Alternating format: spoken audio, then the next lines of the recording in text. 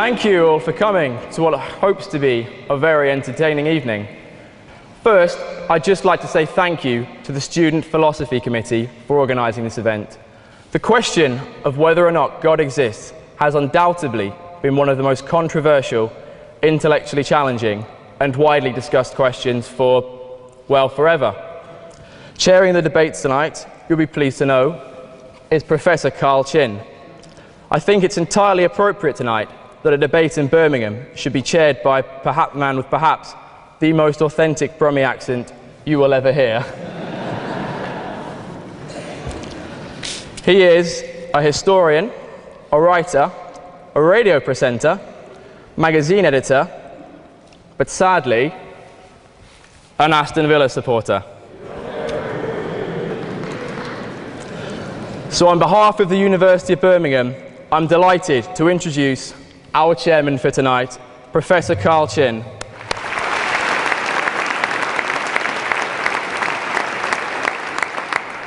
Good evening, everybody.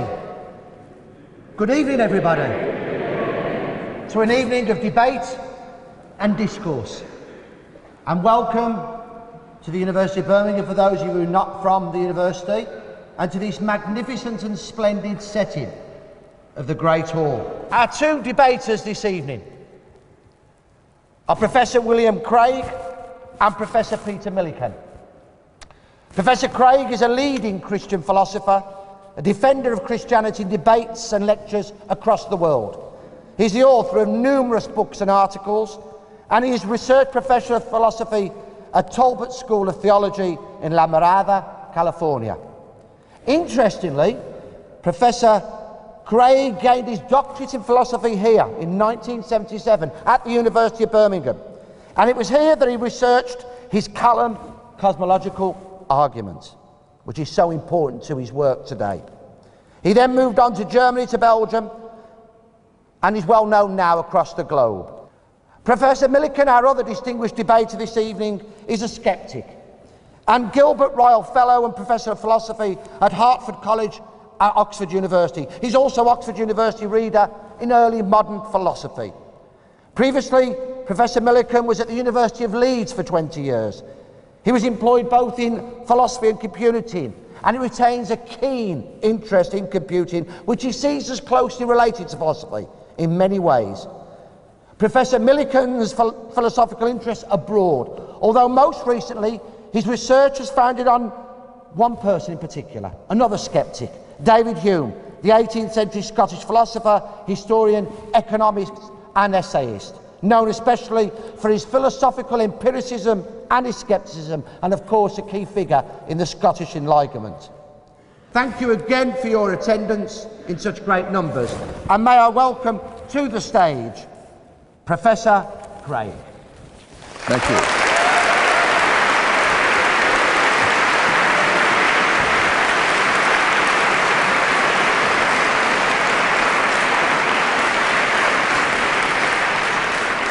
Thank you so much, and good evening.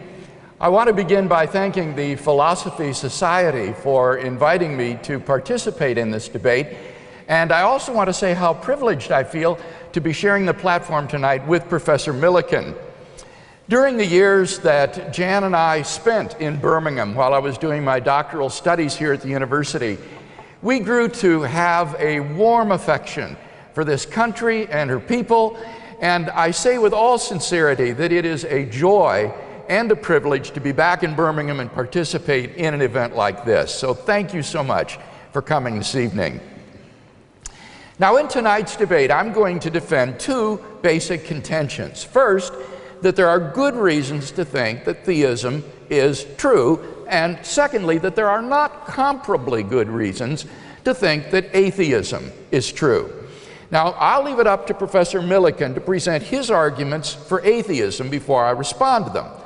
In this opening speech, I want to sketch briefly 5 reasons in favor of God's existence. As a professional philosopher, I think that God makes sense of a wide range of the data of human experience, including philosophical, scientific, moral, historical, and existential considerations. So, what are some of these data? Well, number one, the origin of the universe. Have you ever asked yourself where the universe came from? Why anything at all exists? Well, typically atheists have said that the universe is just eternal and uncaused. But there are good reasons, both philosophical and scientific, which call that assumption into question. Philosophically, the idea of an infinite past is very problematic. If the universe never had a beginning, that means that the number of past events in the history of the universe is infinite. But the real existence of an actually infinite number of things leads to metaphysical absurdities. For example, suppose you had an infinite number of coins, numbered 1, 2, 3, and so on to infinity, and I took away all the odd-numbered coins. How many coins would you have left? Well, you'd still have all the even-numbered coins, or an infinity of coins. So infinity minus infinity is infinity. But now suppose instead that I took away all of the coins numbered greater than 3. Now how many coins would you have left? 3. So infinity minus infinity is 3. In each case, I took away an identical number of coins from an identical number of coins and came up with contradictory results. In fact, you can subtract infinity from infinity and get any answer from 0 to infinity. For this reason, inverse operations like subtraction and division are simply prohibited in transfinite arithmetic. But in the real world, no such convention has any sway. Obviously, you can give away whatever coins you wish. This and many other examples suggest that infinity is just an idea in your mind, not something that exists in reality. But that entails that past events, since they're not just ideas but are real, must be finite in number. Therefore, the series of past events can't go back forever. Rather, the universe must have begun to exist. This conclusion has been confirmed by remarkable discoveries in astronomy and astrophysics. We now have pretty strong evidence that the universe is not eternal in the past, but had an absolute beginning a finite time ago. In 2003, Arvin Board, Alan Guth, and Alexander Vilenkin were able to prove that any universe, which is on average in a state of cosmic expansion throughout its history, cannot be infinite in the past, but must have a past space-time boundary. What makes their proof so powerful is that it holds regardless of the physical description of the very early universe. Because we don't yet have a quantum theory of gravity, we are not able to provide a physical description of the first split second of the early universe. But the Bohr-Guth-Vilenkin theorem is independent of any such physical description of that moment.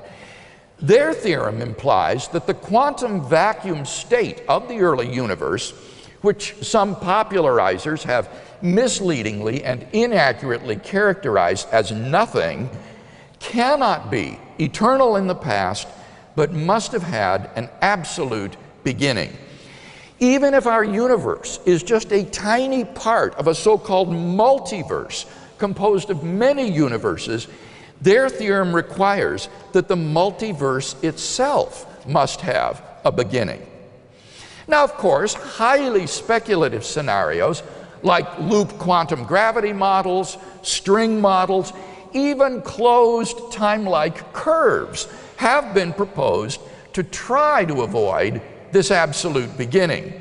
However, these models are fraught with problems, and the bottom line is that none of these theories, even if true, succeed in restoring an eternal past.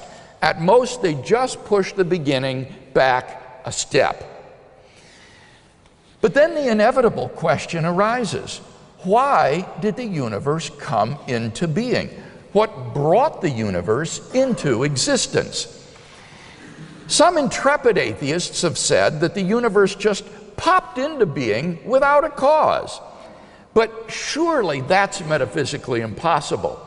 For such a conclusion is, in the words of the philosopher of science, Bernhard Kanitscheider, in head-on collision with the most successful ontological commitment in the history of science, namely the metaphysical principle that out of nothing, nothing comes. So, why does the universe exist instead of just nothing? Where did it come from? There must have been a transcendent cause which brought the universe into being. We can summarize our argument thus far as follows. 1, the universe began to exist. 2, if the universe began to exist, then the universe has a transcendent cause. 3, therefore, the universe has a transcendent cause. Given the truth of the two premises, the conclusion necessarily follows. Now, from the very nature of the case, this cause must be an uncaused, changeless, timeless, and immaterial being which created the universe. It must be uncaused because we've seen there cannot be an infinite regress of causes. It must be timeless and therefore changeless, at least without the universe, because it created time. Because it also created space, it must transcend space as well, and therefore be immaterial, not physical. Now, there are only two possible candidates that could possibly fit such a description. Either an abstract object, like a number, or else an unembodied mind or consciousness. But abstract objects don't stand in causal relationships. The number 7, for example, can't cause anything. And therefore it follows logically that the transcendent cause of the universe is an unembodied mind. And thus we're brought not merely to an uncaused cause of the universe, but to its personal creator. Number 2, the fine-tuning of the universe for intelligent life. In recent decades, scientists have been stunned by the discovery that the initial conditions of the Big Bang were fine-tuned for the existence of intelligent life with a delicacy and precision that literally defy human comprehension. This fine-tuning is of two sorts. First, when the laws of nature are expressed as mathematical equations, you find appearing in them certain constants, like the gravitational constant. These constants are not determined by the laws of nature. Second, in addition to these constants, there are certain arbitrary quantities which are just put in as initial conditions on which the laws of nature operate. For example, the amount of entropy in the early universe. Now, all of these constants and quantities fall into an extraordinarily narrow range of life-permitting values. Were these constants and quantities to be altered by less than a hair's breadth, the life-permitting balance would be destroyed and life would not exist. We now know that life-prohibiting universes are incomprehensibly more probable than any life-permitting universe. Now, there are only 3 possible explanations of this extraordinary fine-tuning: physical necessity, chance, or design. Now, it can't be due to physical necessity because, as we've seen, the constants and quantities are independent of the laws of nature. So maybe the fine-tuning is due to chance. After all, highly improbable events happen every day. But what serves to distinguish chance events from design is not simply enormous improbability, but also the presence of an independently given pattern to which the event conforms. For example, in the movie Contact, scientists are able to distinguish a signal from outer space from random noise, not just by its improbability, but by its conforming to the pattern of the prime numbers. The fine-tuning of the universe for intelligent life exhibits just that combination of incomprehensible improbability and an independently given pattern that are the earmarks of design. Hence, we have good reason to think that, too, the fine-tuning is not due to either physical necessity or chance, from which we may conclude, therefore, it is due to design. And thus, the fine-tuning of the universe implies the existence of a designer of the cosmos. Number 3, the existence of objective moral values and duties in the world. Our first two arguments give us a creator and designer of the universe, but they don't tell us anything about his moral character. How can we know that he is good? My third argument addresses that question. Premise 1 states, if God did not exist, objective moral values and duties would not exist. By objective moral values, I mean values which are valid and binding independently of whether people believe in them or not. Many theists and atheists alike agree that if God does not exist, then moral values and duties are not objective in this sense. For example, Michael Ruse, an agnostic philosopher of science, explains, morality is a biological adaptation, no less than our hands and feet and teeth. Considered as a rationally justifiable set of claims about an objective something, ethics is illusory. Morality is just an aid to survival and reproduction, and any deeper meaning is illusory. On a naturalistic view, moral values are just the byproduct of biological evolution and social conditioning. Just as a troop of baboons exhibit cooperative and even altruistic behavior because natural selection has determined it to be advantageous in the struggle for survival, so their primate cousins, Homo sapiens, exhibit similar behavior for the same reason. As a result of socio-biological pressures, there has evolved among Homo sapiens a sort of herd morality, which functions well in the perpetuation of our species. But on the atheistic view, there doesn't seem to be anything that makes this morality objectively binding and true. But that leads to our second premise, that objective moral values and duties do exist. In moral experience, we apprehend a realm of moral values and duties that impose themselves upon us. There's no more reason to deny the objective reality of moral values than the objective reality of the physical world. Just as in the absence of some defeater, we are rational to trust the deliverances of our senses, that there really is a world of physical objects out there, so in the absence of some defeater, we are rational to trust the deliverances of our moral apprehensions. And there is no such defeater. As philosopher Louise Anthony so nicely puts it, any argument for moral skepticism is going to be based upon premises which are less obvious than the reality of objective moral values themselves. Actions like rape, cruelty, and child abuse aren't just socially unacceptable behavior. They're truly evil. Michael Ruse himself admits, and I quote, "The man who says it is morally acceptable to rape little children is just as mistaken as the man who says 2 + 2 = 5.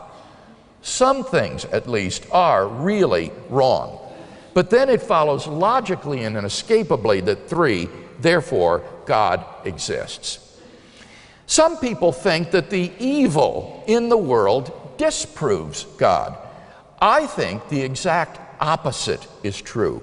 Real evil in the world actually serves to prove the existence of God, since without God to ground objective moral values, good and evil as such would not exist. Number 4, the historical facts concerning Jesus of Nazareth. The historical person, Jesus of Nazareth, was a remarkable individual. Historians have reached something of a consensus that Jesus came on the scene with an unprecedented sense of divine authority, the authority to stand and speak in God's place. He claimed that in himself the kingdom of God had come, and as visible demonstrations of this fact, he carried out a ministry of miracle working and exorcisms. But the supreme confirmation of his claim was his resurrection from the dead. If Jesus really did rise from the dead, then it would seem that we have a divine miracle on our hands and thus evidence for the existence of God. Now, most people would probably think that the resurrection of Jesus is something you just believe in by faith or not. But there are actually three facts recognized by the majority of historians today, which I believe are best explained by the resurrection of Jesus. Fact number one, on the Sunday after his crucifixion, Jesus' tomb was found empty by a group of his women followers. According to Jakob Kramer, an Austrian specialist, by far most scholars hold firmly to the reliability of the biblical statements about the empty tomb. Fact number two, on separate occasions, different individuals and groups of people saw appearances of Jesus alive after his death. According to the prominent New Testament critic Gert Ludemann, it may be taken as historically certain that the disciples had experiences after Jesus' death in which Jesus appeared to them as the risen Christ. And fact number three, the original disciples suddenly came to believe in the resurrection of Jesus despite having every predisposition to the contrary.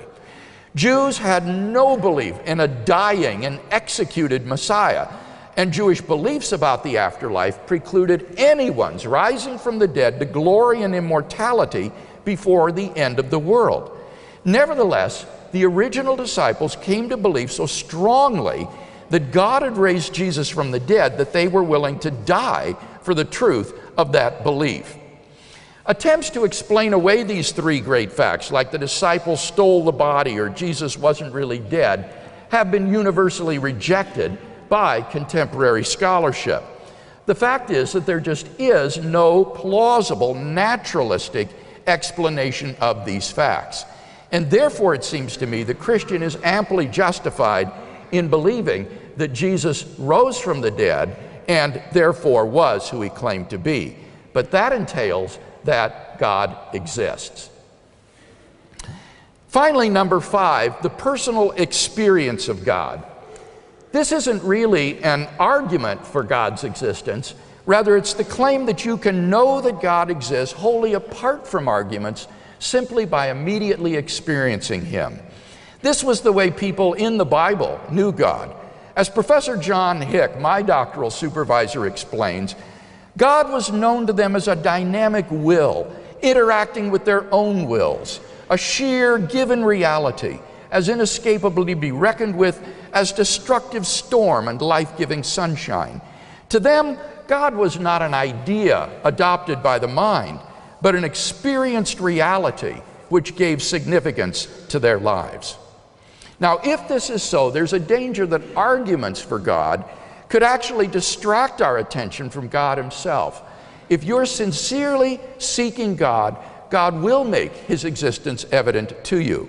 The Bible promises, draw near to God, and he will draw near to you. We mustn't so focus on the external proofs that we fail to hear the inner voice of God to our own heart. For those who listen, God becomes an immediate reality in their lives. In conclusion then, if Peter wants us to believe that God does not exist, he must first tear down all five of the arguments for God's existence that I presented, and then in their place erect a case of his own to prove that God does not exist. Unless and until he does that, I think we should conclude that theism is the more rational worldview.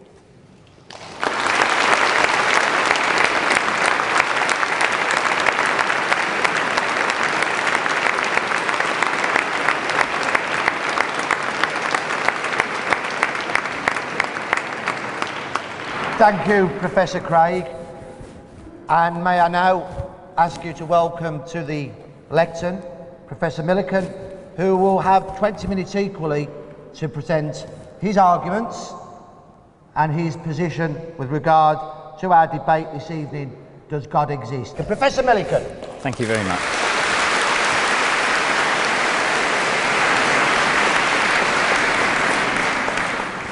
Thank you very much. First, I'd like to thank the Student Philosophy Society for inviting me to participate in this event, and Professor Craig for fitting it into his punishing schedule. As an academic philosopher, I don't get many opportunities to have my thoughts considered by so many people, but Bill's pulling power has ensured a good turnout. And I'm grateful for the opportunity to talk to you about this extremely important issue, and I hope to help stimulate your own thoughts about it. Worrying about this very issue was what most engaged me with philosophy when I was a young student, and it's intellectually fascinating as well as potentially vital to how we see life, the universe, and everything. Most of what I say tonight will be directed against Bill's arguments, because he's the one with the onus of proof here, as the proposer of the proposition that God exists.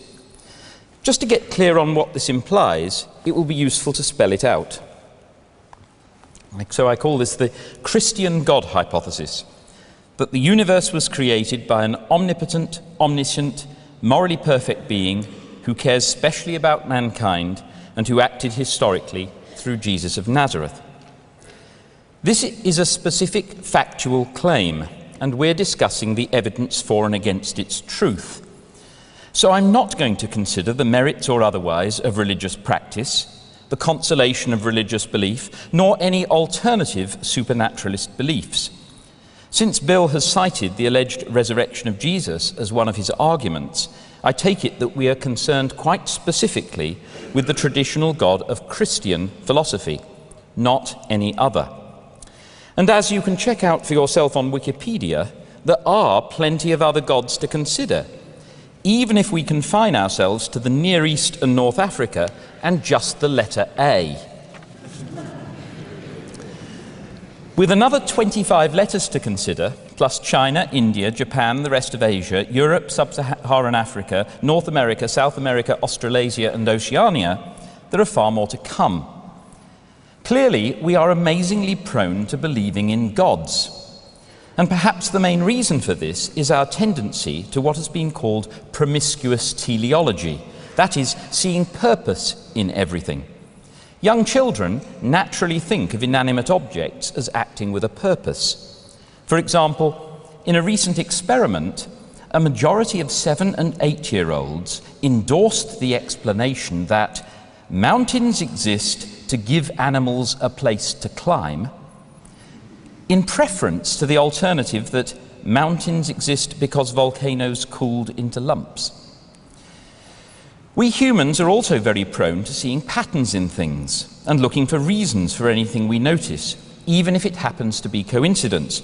So when we can't find a reason for something significant, such as a violent thunderstorm or a plague, it's very tempting indeed to invoke invisible intelligent powers as the cause.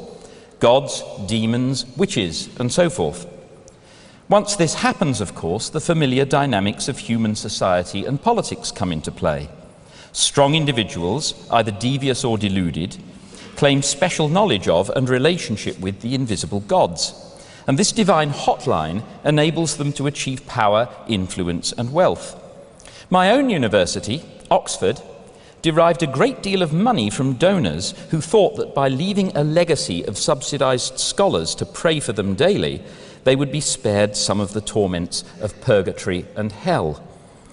Lucrative power of this sort tends to be keenly defended through ruthless suppression of heresies and drumming out of dissent. Over time, the organizational structures evolve and belief systems get entrenched with familiar results.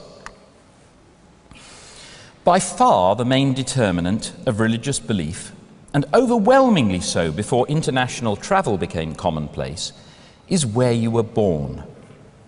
This clearly isn't consistent with the hypothesis that people generally adopt their religion on the basis of rational considerations. No, it's manifestly a cultural phenomenon with traditional beliefs cascading down the generations quite independently of whether there's any good reason for holding them. Science used to be rather like that too, when it was thought that Aristotle and the Bible gave the key to everything. Aristotle's science developed from the same promiscuous teleology I mentioned a moment ago. For him and his medieval followers, stones fall because they are striving to reach the centre of the universe. And stars move through perfect circles around the earth because they are striving to imitate the eternal perfection of God.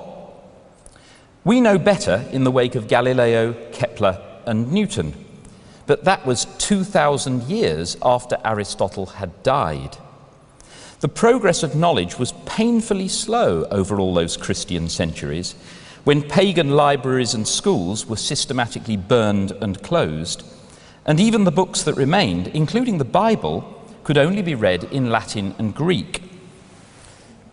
Hereford's Cathedral Mappa Mundi bears graphic testimony to this lack of progress. It dates from the turn of the 14th century, just 200 years before Columbus, but faithfully draws its information from writings of the early 5th century, with nothing apparently learned over those 900 years. By comparison, Galileo's refutation of Aristotle, for which he was famously persecuted by the Church, was barely 400 years ago. But in those 400 years, virtually all of science as we know it has built up, massively transforming the world by its careful method of observation, experiment, and open critical scrutiny. Scientific beliefs do not depend on cultural indoctrination for their acceptance and transmission. As a result, you won't find scientific theories being geographically determined in anything like the way that religions are. Now, I expect that as I say all this, Bill is preparing to accuse me of the genetic fallacy, because I might seem to be... Bullseye! Because I might seem to be arguing that because the belief in the Christian God has dubious origins, therefore it must be false. But that's not what I'm saying. Of course, it's possible that the belief in God could be true, even if we hold it for feeble reasons. But my point is that if some method of acquiring beliefs leads to lots of different and conflicting beliefs, then that method obviously cannot be relied on. Now, many of the religious belief systems around the world do clearly conflict with each other, so they cannot all be true. Indeed, if we focus on those religions that make an exclusive claim to truth, such as Judaism, Christianity, and Islam, at most one of these can be true. However, they could well all be false. Since these beliefs are typically acquired and maintained in much the same way, from parents, by religious education, from charismatic preachers, ancient holy books, appeal to religious experience, and so forth, it follows that these methods of acquiring and maintaining beliefs cannot be relied upon to deliver truth.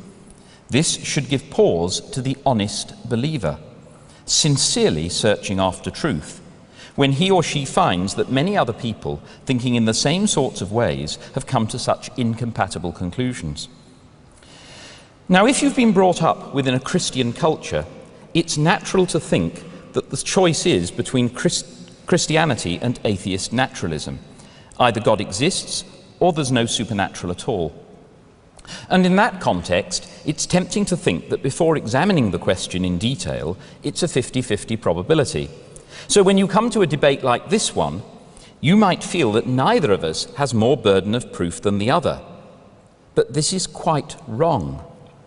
Because in arguing for the Christian God, Bill is supporting just one supernaturalist system out of thousands, whereas I am doubting whether there is good reason to believe in any disembodied supernatural intelligence. There is a total lack of any solid scientific evidence for such disembodied intelligence. All well-attested examples of intelligent behavior rely on a complex physical structure, a brain, or perhaps in the future a computer. Moreover, all well-attested examples of perception and mental causation rely on physical intermediaries, light rays, signals travelling down nerves, and so forth. There is no solid evidence whatever for clairvoyance, telepathy, or telekinesis. None. Maybe you don't want to take my word on that, But it's surely obvious from everyday experience that the quality of our thinking clearly depends on the physical properties of our brain. When we are sick or tired or senile or under the influence of drugs or deprived of oxygen, our thought is correspondingly affected.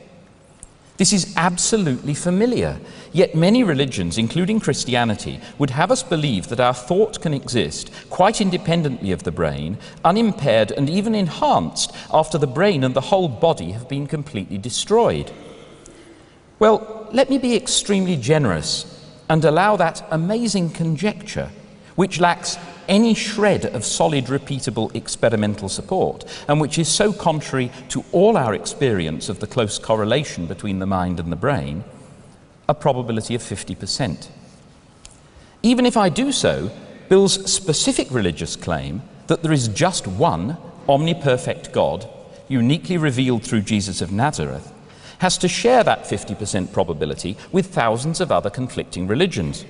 This is why I say that the rational attitude is to place a very strong burden of proof on Bill. Unless his case is overwhelmingly strong, we should not believe that there is any such God. That implies at least agnosticism, but I think also atheism. The rational attitude, in the absence of a very strong case for the existence of a Christian God, is to believe that there is no such thing. Just as the rational attitude towards any speculative theory, in the absence of a strong case in favour, is to presume that it is probably false. Speculative religious theories are a dime a dozen, and the vast majority of them have to be false. Why should we suppose that this one is any exception to the rule? So how strong is Bill's case for the Christian God? I'll start with his favourite Kalam cosmological argument, the first part of which usually goes like this, and I'm presenting it slightly different from the way Bill has tonight. I prefer this way because it divides it into two stages, as we'll see. So we have whatever begins to exist has a cause, the universe began to exist, therefore the universe has a cause. The argument is, of course, logically valid. Indeed, the conclusion follows trivially from the premises. But I'm not persuaded by either of the premises. Where is the evidence that whatever begins to exist has a cause? Certainly I have plenty of experience of change in the world and of new things being formed from old, as when a house is built or a plant grows from seed. And as far as I can tell, such changes that I have experienced are indeed causally governed. But these changes were all rearrangements of existing materials, and I've never experienced things coming into existence from nothing. So I cannot infer from my own experience that it is reasonable to expect creation from nothing, if it ever happens, to be causal in the same way. Moreover, such second-hand evidence as I do have that bears on the matter tells in the opposite direction. Quantum particles do apparently jump into and out of existence from nothing, but this behaviour seems to be quite random. So the closest examples that I know of to creation ex nihilo are non-causal, and we have even more reason to doubt Bill's first premise. But things are even worse than this. For every change that I have experienced in the world has had, as far as I can tell, a physical cause. Even personal actions, as I said before, happen through physical intermediaries. All our evidence suggests that mental activity is dependent on brain activity. And in any case, I've never seen mere thought create a new object. So a more precise version of Bill's first premise would be, whatever begins to exist has a physical cause. However, if the universe is understood to include all physical things, then it seems obvious that it as a whole cannot have a physical cause. And I have excellent reason to doubt whether that principle can be valid as applied to the entire universe. This illustrates how problematic it can be to extend any principle from parts to wholes, a mistake which is sufficiently well known to have the name of the fallacy of composition. Every sheep in the farmer's flock has a mother, but it doesn't follow that the flock has a mother. And even if every physical thing has a cause, it does not follow that the entirety of physical things has a cause. This point is even more compelling in the wake of Einstein's general relativity. which implies that space and time are in some way part of the physical universe. The only sorts of causes that we can understand, including intelligent causes, act in time. If time does not exist without the physical universe, then it is hard to understand how the notion of causation can even apply to the creation of that universe. What about Bill's second premise, that the universe began to exist? To get clear what's being claimed here, we need to distinguish between our local universe, for which there is evidence of some sort of Big Bang about 13.7 billion years ago, and the global universe, by which I mean all physical things, whether in our local universe or elsewhere. Now, cosmologists speculate about the possibility of there being multiple universes. Indeed, there are a number of different theories that would predict this. They also speculate about oscillating, bubble, or evolving universes with multiple Big Bangs and so forth. So even if our local universe did indeed begin to exist in the Big Bang, it's entirely possible that it has a physical cause within the global universe. Moreover, there is no contradiction in supposing that the global universe is infinite in the past, even if the local universe is not. Bill standardly gives two reasons for thinking otherwise, one of them that infinities cannot be real. I shall return to that later. Bill's second standard reason for denying that the universe is infinite in the past appeals to physics, and the Borde, Guth and Millican theorem, which proves, making assumptions that seem reasonable, that any universe which is on average in expansion cannot be eternal in the past. An interesting result indeed, but it doesn't show anything like as much as Bill needs. In response to the question, does your theorem prove that the universe must have had a beginning? Alex Millican answers, no, but it proves that the expansion of the universe must have had a beginning. You can evade the theorem by postulating that the universe was contracting prior to some time. And there are theories, such as loop quantum cosmology and Hertford gravity, that suggest precisely such a prior contraction before the Big Bang. In any case, the bottom line is that as things stand now, it's impossible to have any confidence in tracing our physical theories back to or beyond the Big Bang. They would imply an initial singularity, a point of infinite density, temperature, pressure, and curvature, which presumably on Bill's principles would be impossible anyway, since he says infinities aren't real. But more importantly, it seems that general relativity, on which all this is based, is inconsistent with quantum mechanics and breaks down at these infinitesimal scales. So all we know here is that our science cannot cope with it. Trying to draw any firm conclusion seems wishful thinking. This should not come as any surprise to anyone who has learned from my favourite philosopher, David Hume. When we look beyond human affairs, when we carry our speculations into the two eternities before and after the present state of things, into the creation and formation of the universe, the existence and properties of spirits, the universal spirit, infinite and incomprehensible, we must be far removed from the smallest tendency to skepticism, not to be apprehensive that we have here got quite beyond the reach of our faculties. Everything we know about modern physics suggests that at a very small and very large scale, our intuitive notions of what makes sense are very unreliable guides to truth.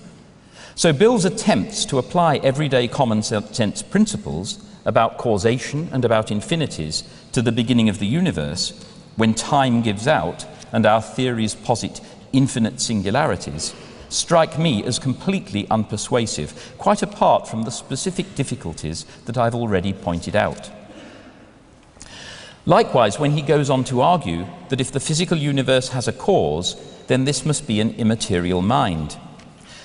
Recall that we have no evidence whatever that minds can exist in the absence of a physical substrate. So the idea that a mind might exist in the absence of the entire physical universe is complete speculation.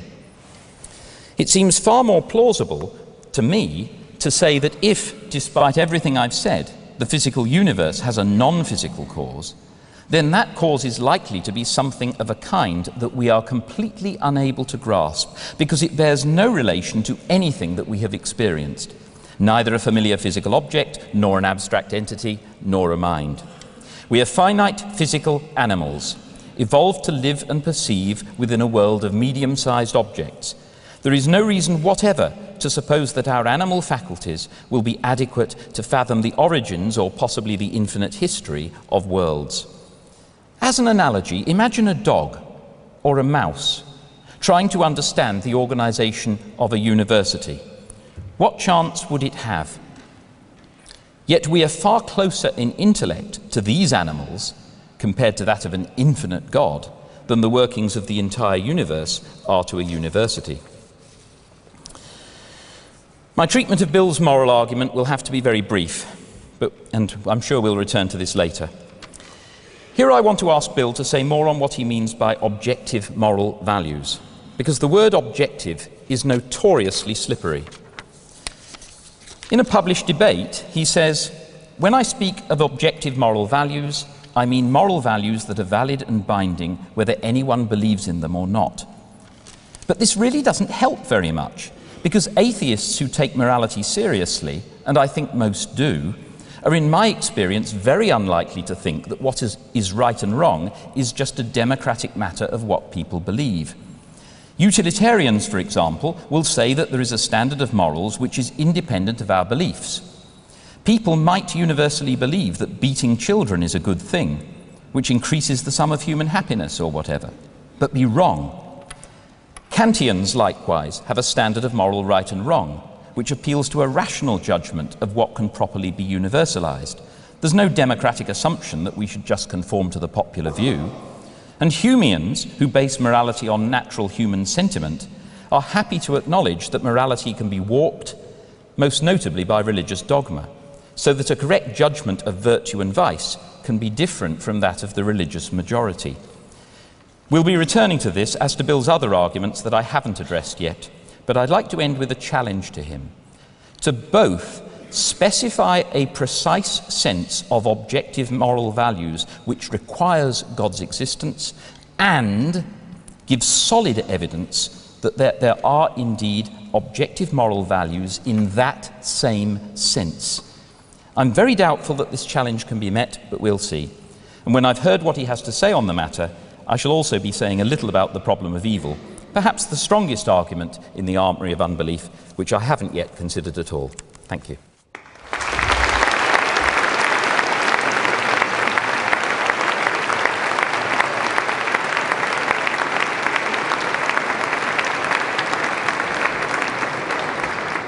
Thank you, Professor Millican, and can I thank both our speakers so far for not only the deep knowledge and philosophy that they bring to the debate, but also the courtesy that they are bringing to a debate, which we should always bear in mind when we disagree with each other. For the first rebuttal, Bill, would you return?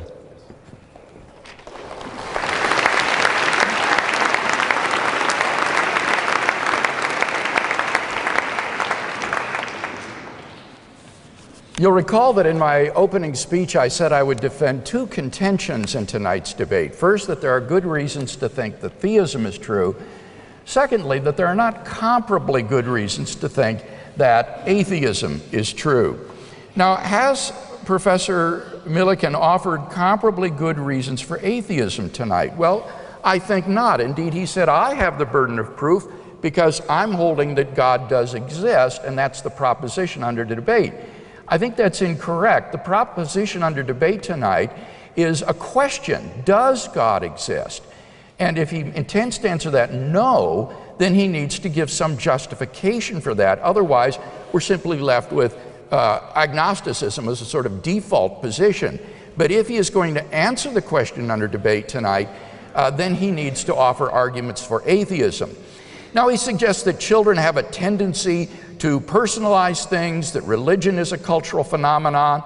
And as he anticipated, I was immediately going to say, but as an argument against the belief in God, as a claim that that means the proposition God exists is false, this is clearly the genetic fallacy. But he responds, well, I'm not saying that that belief in God is therefore false. He's saying it just shows that if some method leads to conflicting beliefs, then it can't be relied upon. Well, let me comment in two respects on that. First, there is no one method which is common to all religions, which leads to these conflicting beliefs. It's not as though the diversity of religions leads to the inadequacy of some one method for inferring. I'd like to know what that method is if he thinks there is one.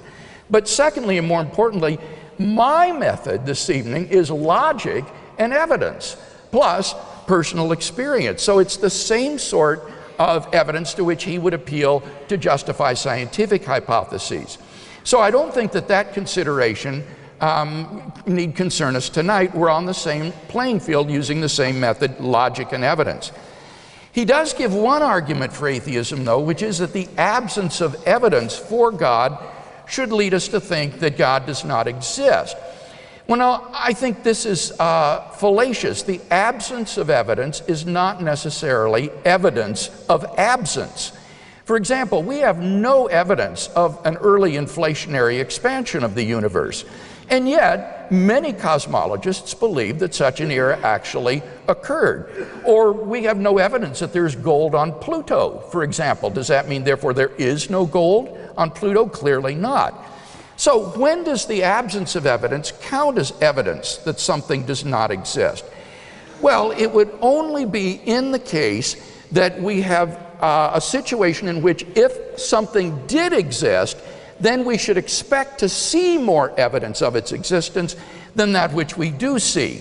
For example, the absence of evidence for a planet between Venus and the Earth is good evidence that there is no such planet. Now, apply that to God. The absence of evidence for God's existence would count as evidence against God's existence only in the case that if God did exist, we should expect to see more evidence than we do see. And in practical terms, what that means is if God exists, should we expect to see more evidence of his being than the origin of the universe out of nothing, the exquisite fine-tuning of the universe for intelligent life, the apprehension of a realm of objective moral values, the resurrection of Jesus of Nazareth from the dead, and the immediate experience of God? Well, I think the answer is obviously not. So to carry this point, Dr. Millican needs to prove that it is highly probable that if God exists, then we should have more evidence of his existence than that which we do have. And I think that's sheer speculation. So we haven't heard any really good arguments tonight to think that God does not exist. How does he respond to my arguments for God's existence? Well, my first argument, if we can go back to my PowerPoint, it doesn't look, oops. Sorry, Peter. Shall I help? No, that's all right. My first argument was based on the origin of the universe. And I argued first that the universe began to exist. And here he says, well, but look, there are different multiverse scenarios, various models of the universe. I talked about those in my opening speech and explained that the Born-Guth-Vilenkin theorem applies to those and shows a beginning of the universe. And then he says, but Vilenkin says that you can avoid the Born-Guth-Vilenkin theorem by positing a contraction prior to this one. Now, this is a statement from a letter of Vilenkin to Victor Stenger, which is very often quoted out of context by atheists. Let me read you the full context. Vilenkin says, you can evade the theorem by postulating that the universe was contracting prior to some time. This sounds as if there is nothing wrong with having a contraction prior to expansion. But the problem is that a contracting universe is highly unstable. Small perturbations would cause it to develop all sorts of messy singularities, so it would never make it to the expanding phase. So he says, if someone asks me whether or not the theorem I proved with Born-Guth implies that the universe had a beginning, I would say that the short answer is yes. If you are willing to get into subtleties, then the answer is no, but. That is to say, you've got the problem with the messy singularities that prevent re-expansion. So in fact, the Born-Guth-Vilenkin theorem does imply an absolute beginning of the universe. Dr. Millican says, but we need a quantum theory of gravity to describe the early universe. The Born-Guth-Vilenkin theorem is independent of that. Vilenkin says, the remarkable thing about this theorem is its sweeping generality. We did not even assume that gravity is described by Einstein's equations. So if Einstein's gravity requires some modification, our conclusion will still hold. So it isn't affected by having a quantum gravity description. Here's Vilenkin's conclusion. It is said that an argument is what convinces reasonable men, and a proof is what it takes to convince even an unreasonable man. With the proof now in place, cosmologists can no longer hide behind the possibility of a past eternal universe. They have to face the problem of a cosmic beginning. So we've got good cosmological evidence that the universe began to exist, and Peter is yet to address my philosophical arguments against the infinity of the past. So we have good reason to think that the universe began to exist. Now, I suggest if the universe began to exist, then the universe has a cause. Here, Dr. Millican says, but we don't experience creation out of nothing. That's right. But rather, we don't experience things coming into being without material causes. That's true. But if something cannot come into being without an efficient cause, it is even doubly impossible for it to come into being without an efficient cause and a material cause. This is even more absurd than something coming into being without an efficient cause. David Hume, so beloved to Professor Millican, said, "I never asserted so absurd a proposition that anything might arise without a cause. I only maintain that our certainty of the falsehood of that proposition proceeded neither from intuition nor demonstration, but from another source."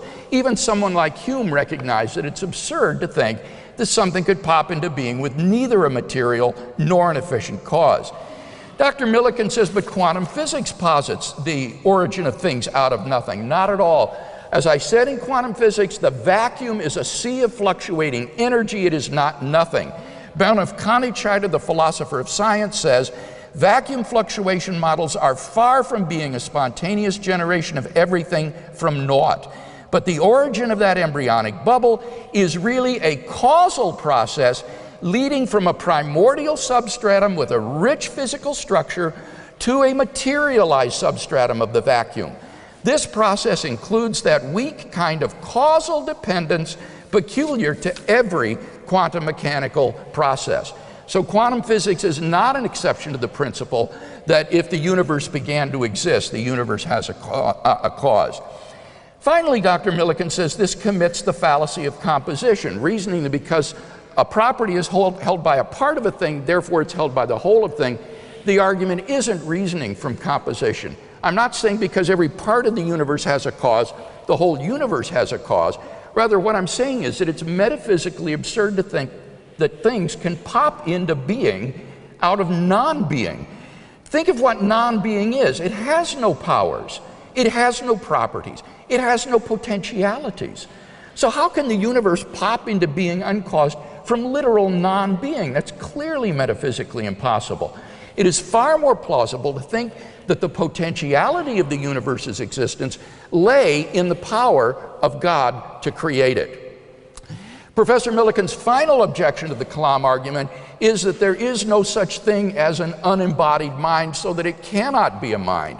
However, my argument is an argument for the existence of an unembodied mind. There must be a cause of the universe. It cannot be material, so it's either got to be an abstract object or an unembodied mind, and it can't be an abstract object.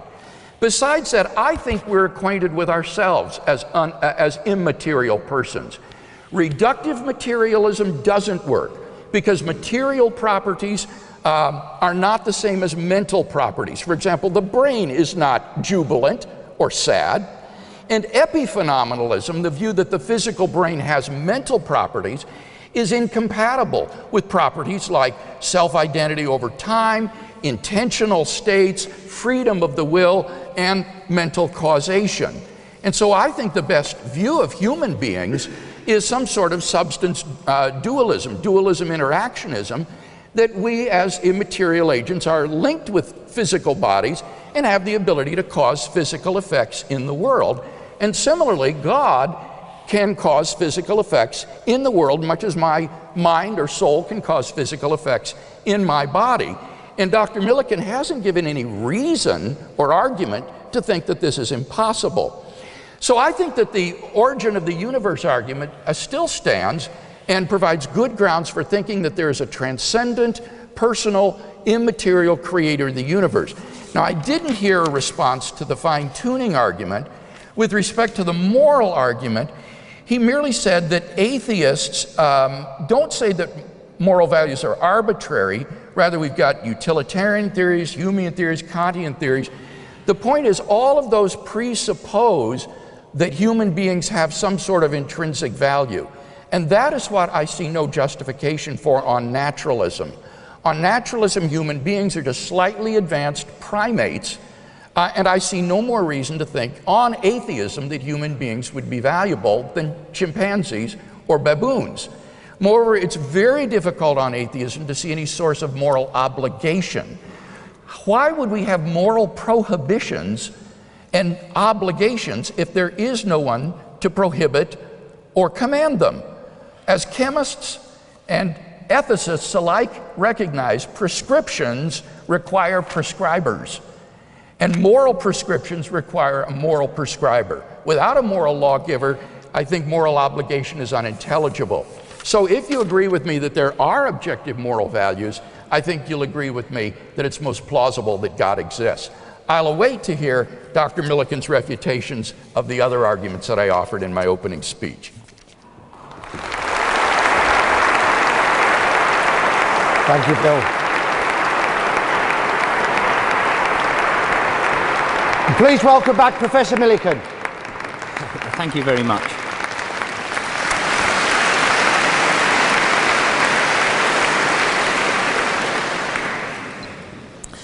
Now, unlike Bill, I'm not an experienced pro at these things. This is my first, so I'm going to have to be a bit careful with the time. Bill's made some very interesting responses there, but I'm going to come back to those once I know how much time I've got. Because before that, I want to say something about the fine-tuning argument, and that will be pertinent to some of the comments that Bill has already made.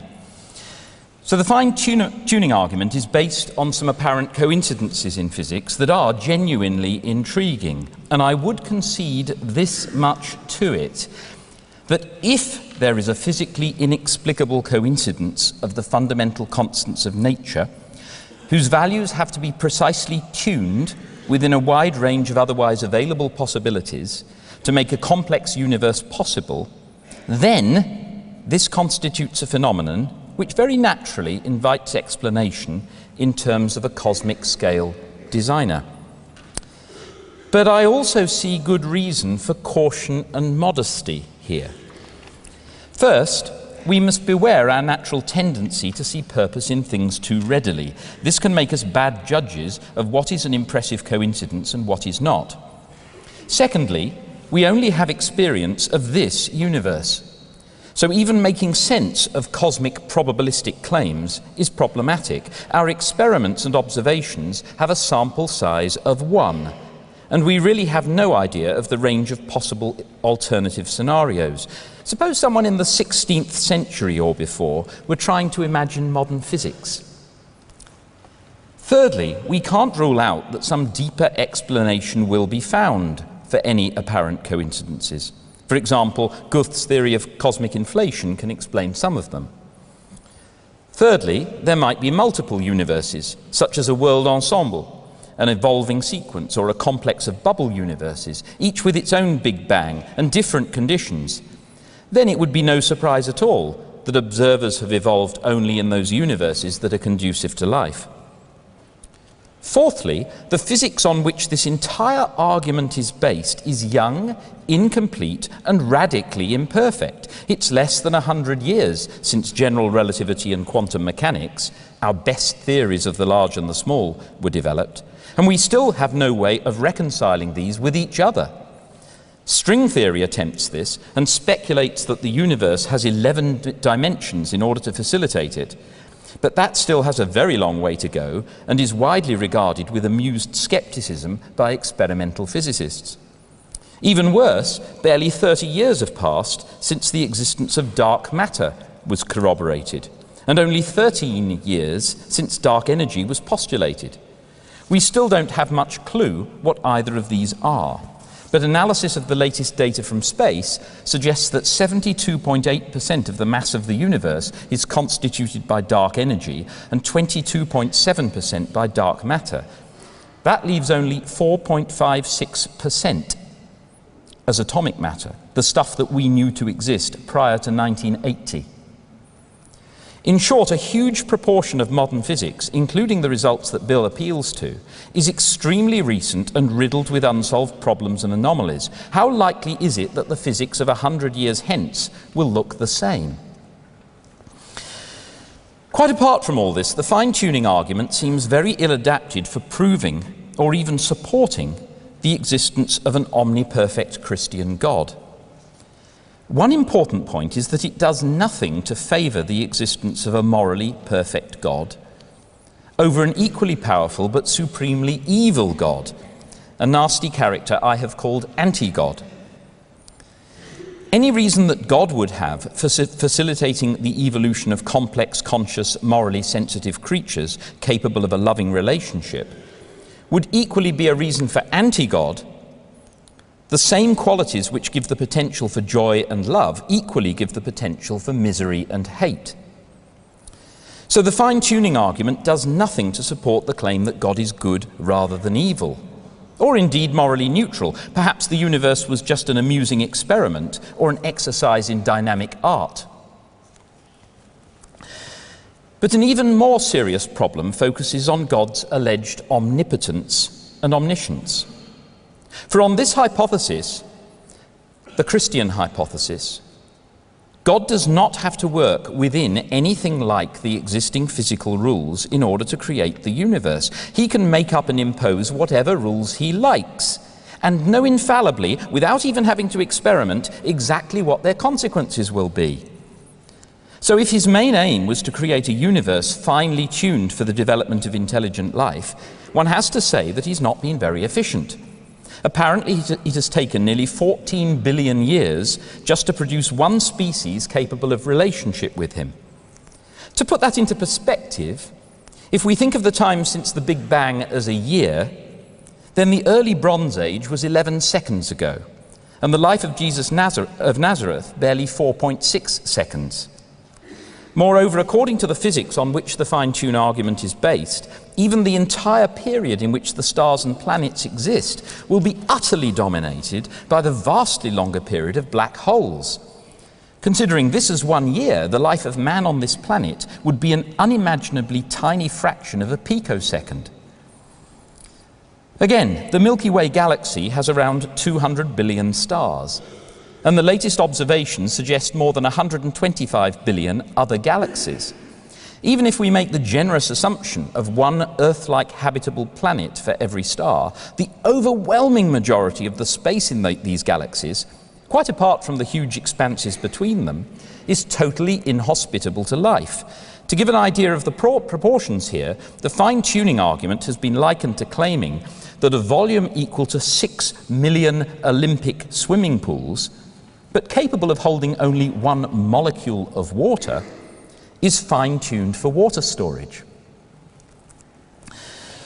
There's yet another more specific problem for Christian theology here. If the universe is indeed fine-tuned to produce life capable of relationship with God, then presumably trillions of these vast numbers of alien planets will also contain such species. Yet when it was taken absolutely for granted that the Earth was the center of the universe, the Nicene Creed told us that Jesus was the unique incarnation of the second person of the Holy Trinity and the pre-existing agent who created the world, by whom all things were made, who for us men and for our salvation came down from heaven, etc. Presumably now we must assume that the second person has enjoyed innumerable incarnations over space and time in a huge variety of shapes and sizes, and I look forward to seeing the theological working out of this implication of the fine-tuning argument.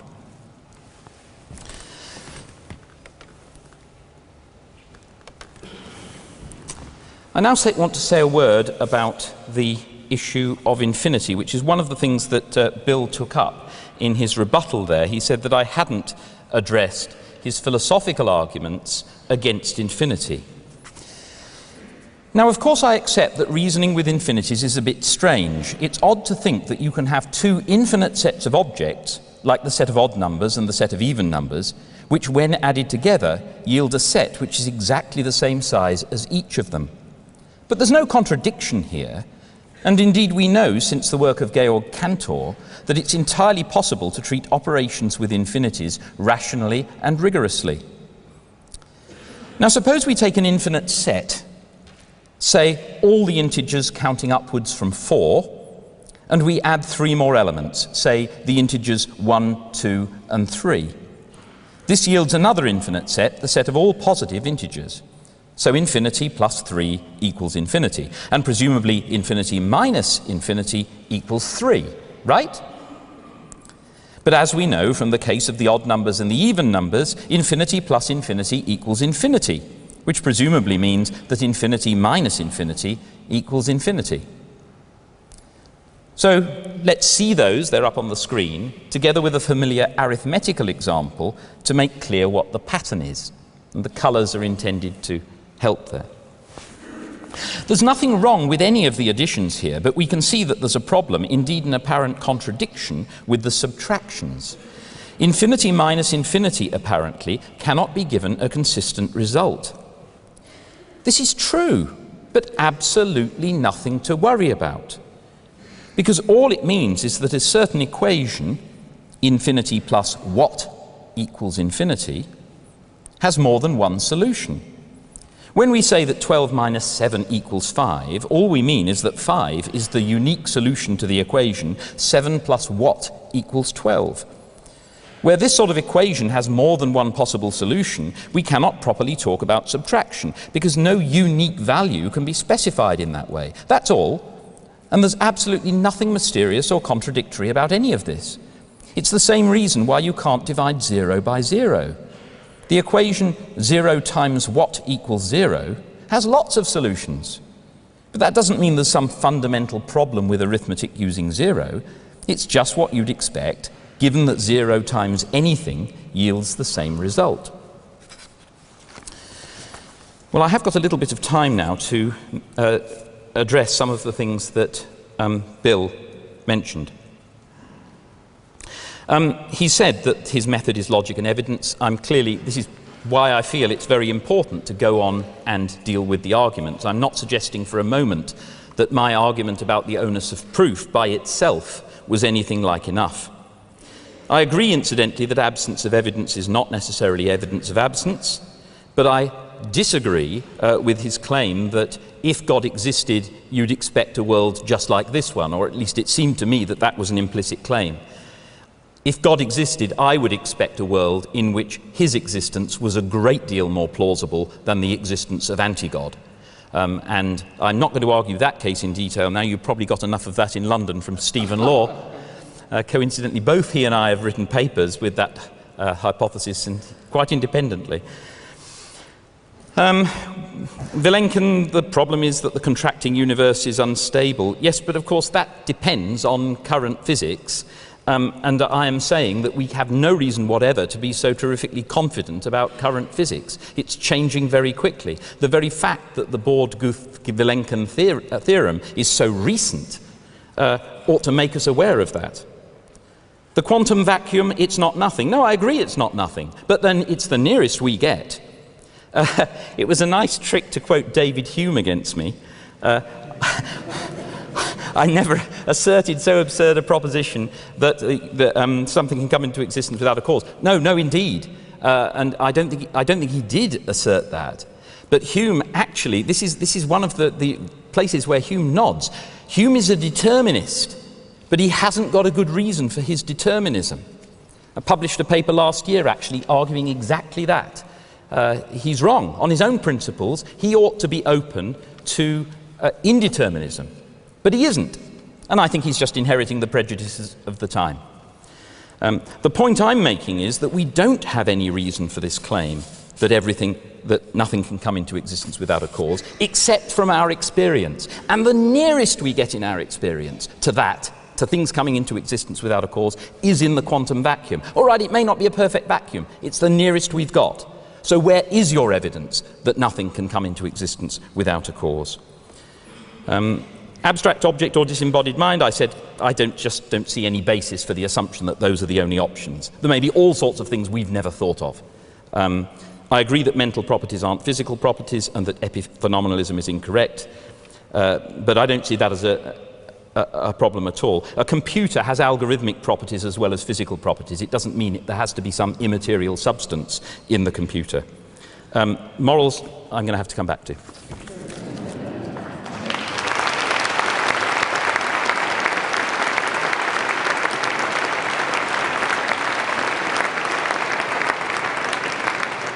Thank you, Professor Millican, and welcome back now, Professor Craig, with his second rebuttal.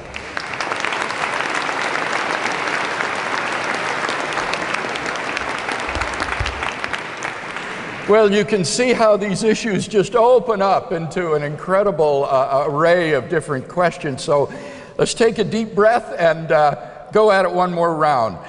Have we seen any good arguments for atheism tonight? Well, I think it was clear from that last speech that we haven't. I said that the absence of evidence for an object is evidence that it doesn't exist only in the case that it is highly probable that if the object did exist, we should expect to see more evidence of it than we do. And here Dr. Millican simply asserted, honestly, his personal opinion. He says, I think if God existed, then his existence should be more obvious. But that's not much of an argument. I don't see any grounds for thinking that's highly probable, especially if we're dealing with a God who knows how people would react under different circumstances. He may well know that giving any more evidence of his existence would not lead more people to love and come to know his salvation and find eternal life. God isn't interested in just convincing people that there's one more piece of furniture in the universe, some extra object to add to their ontology. He wants people to come into a saving relationship with him. And it may well be the case that God knew that if he were to provide any more evidence, it wouldn't do any more good in bringing people into such a relationship.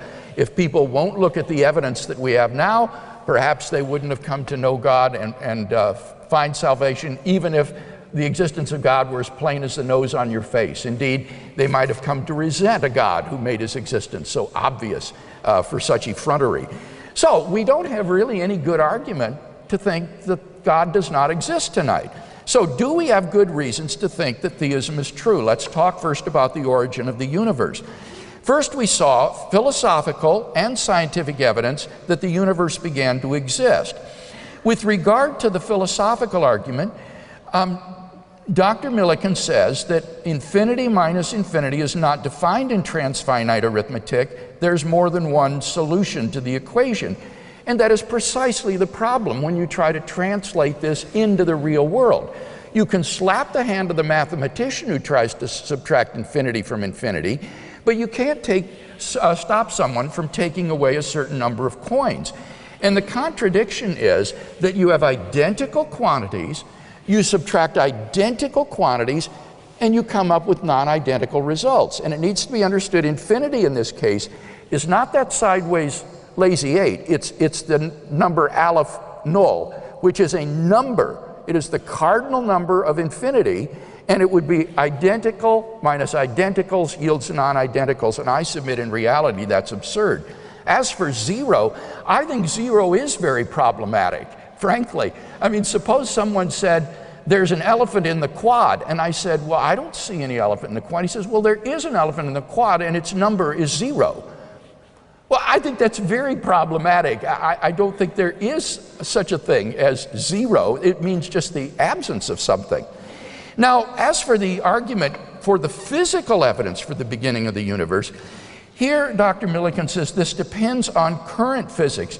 Well, of course it does, but that just is to admit my point, that the evidence of current physics supports the fact of the beginning of the universe.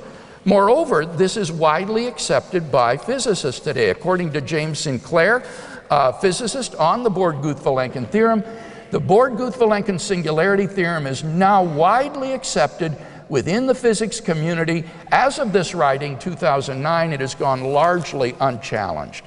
So the evidence of contemporary cosmology supports my premise that the universe began to exist. Now, if the universe began to exist, then surely it has a cause. And here Dr. Millican didn't really respond to my point that the vacuum is not nothing, that if something can't come into being without an efficient cause, it's doubly absurd for it to come into being without an efficient or a material cause. Can there be an unembodied mind that created the universe? Well, remember, I suggested that we are minds that are connected with bodies, that we are immaterial substances that produce effects in our physical bodies. And here, unless I misunderstood you, Peter, I thought he said epiphenomenalism is a wreck. I thought that was what he said, and I would agree with that. But if that's the case, then I don't see that there's any argument that's been given tonight against the substance dualist view of human being, that we are immaterial substances conjoined with bodies, and therefore I see no problem in thinking that there might be an immaterial spiritual consciousness or mind, God, who created the universe. Indeed, I've given an argument for that conclusion based on the origin of the universe. Moreover, the argument from fine-tuning supports that. Now, here we have a number of arguments offered in response. I count 9 of them, soundbite-ish arguments. Number 1, we should be cautious about this, of course. Number 2, the probability claims are problematic. I think not. You simply compare the possible range that these constants or quantities could take to the life-permitting range, and you find it is exquisitely narrow, so that a dart thrown randomly at the range would have no meaningful possibility of striking the life-permitting range. The 3rd, 4th, and 5th objections are all based upon the fact that the current physics isn't very well established. And here again, I think most physicists would disagree. Robin Collins, a leading expert in this area, says, the above cases of fine-tuning alone show that the issue of fine-tuning is not likely to be resolved by a future physics. The cases of fine-tuning are multiple and diverse, so even if one cannot be certain of any given piece of evidence, together they constitute a compelling case for an extraordinarily fine-tuned universe. Dr. Law then says, this doesn't give you the moral properties of God. Of course not. I said that in my opening speech. That's what the moral argument gives you. He says that God's omnipotence could just create the universe out of nothing. Why fine-tune it? He's not very efficient. Efficiency, ladies and gentlemen, is an important value only for someone with either limited time or limited resources, or both. God is not limited in time or resources. I think the problem is that he's thinking of God from the perspective of the engineer. But suppose God is more like the artist or the gourmet chef who enjoys the delight of creating a beautiful universe. I don't think we can presume to tell God how he ought to create the universe. Now, Dr. Millican's 8th point is that there's a lot of empty space in the universe. That is itself a function of the fine-tuning. In order for the stars to cook up the elements for intelligent life, the universe has to expand for a certain amount of time, so that the large size of the universe actually bespeaks the fine-tuning of the universe for intelligent life. And besides, I think there could be extraterrestrial life that God has created elsewhere. As a theist, I'm perfectly open to that. That leads to the 9th objection. The Nicene Creed says that there is only one incarnation of the Son of God. I think the Nicene Creed is written from our perspective on this planet. God, if he has created intelligent life elsewhere in the cosmos, can easily provide for the salvation of those beings, perhaps through another incarnation, perhaps through another means of salvation. Perhaps those beings never fell into sin and need forgiveness and cleansing as we do. That's God's prerogative. So I don't think any of these 9 soundbite-ish objections really take seriously the problem of the fine-tuning, which is an argument that has compelled many physicists and philosophers to take quite seriously the idea that there is a cosmic designer. And of course, if Dr. Millican then finally deals with the moral argument, the resurrection of Jesus, and personal experience, it's going to be much too late for me to give much response to that tonight. But I hope that I have said enough to convince you that we have good grounds for thinking that theism is true.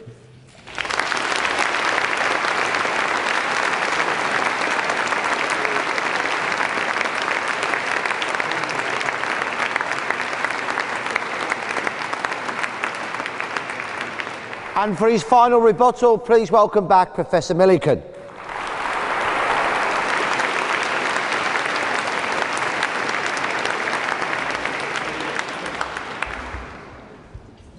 Thank you very much.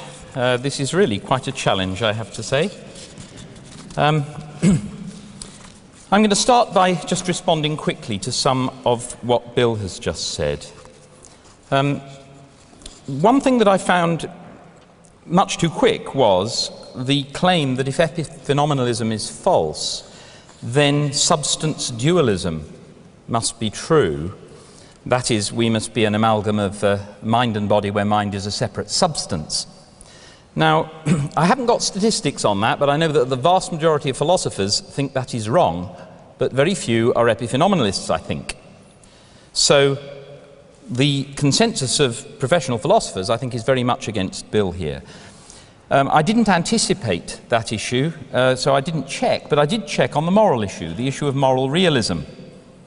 A recent survey of 900 philosophers, 56.3% of them, that's an absolute majority, were moral realists. But only 14.6% were theists. One rather assumes that the theists were all moral realists. But nevertheless, that's only, what, about a quarter of the number. So there are plenty of moral realists who are not theists, and I don't understand why Bill wants to say that as an atheist, one must presuppose that humans have no intrinsic value. Why would one think that? And I want to sharpen my challenge to him on the issue of morality. I know from what Bill has written elsewhere that he thinks it's entirely possible for an atheist to know what is right and wrong. But what he wants to focus on is the ontological question of what it takes to have an objective moral value. So I'd like him to say more about that. How is it that atheists who don't believe that there's a God, who don't see the evidence for that, are able nonetheless to detect objective moral values? Now, he pushed the analogy with physical objects. The claim is that we can rely on the perception of objective moral values in the same way that we can rely on our perception of physical objects. So you shouldn't be skeptical about objective moral values if you are prepared to accept physical objects, which we all do, of course. But it seems to me there's a bit of a problem here. I ought to perhaps preface this by saying I have real problems with the word objective. So if somebody was to say to me, do you believe in objective moral values? My first question would have to be, well, could you please spell out much more clearly what you mean by objective? Because there's a whole bundle of things that objective could potentially mean. I may come back to those if I have time later. But anyway, here's the issue. If an atheist can perceive a chair and know that the chair is there, without having to worry about what the exact nature of the chair is, and surely we can do that, we can perceive physical objects and yet not know what their real nature is. Presumably an atheist, in the same way, can perceive moral value without knowing what its nature is. Now, I find it very puzzling how to make sense of this. How can the reality of a moral value depend on God being up there when God's being up there makes no impact at all on the person who is perceiving and responding to the moral value? I'm not questioning whether a theist might be comforted by the thought that the moral value puts them in tune with the ruler of the universe. Sure. But I don't understand any reason whatever why an atheist cannot believe in objective moral values. And certainly there's no reason why an atheist has to presuppose that humans have no intrinsic value. There are all sorts of things about humans that make them special. We are special, of course we are. You are also of my species, and that might give me a reason to care about you more than I care about others, even if there were nothing special about you. But in fact, there's plenty special about us. We're rational in ways that other animals aren't. And it's quite understandable why one should value that. I mean, I value knowledge, for example, as a philosopher. I think knowledge is a wonderful thing. I think it's valuable in itself. Now, am I going to be able to spell that out in a way that will persuade everybody, or somebody who doesn't see it that way? I'm not sure that I can, but I believe it.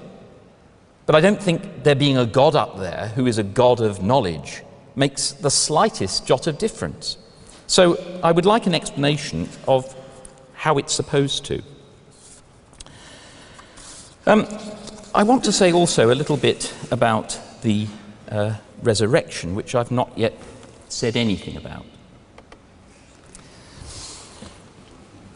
If we had good reason to believe in the supernatural, then perhaps the gospel stories of the resurrection of Jesus of Nazareth might provide some ground for supposing that this was such an occurrence.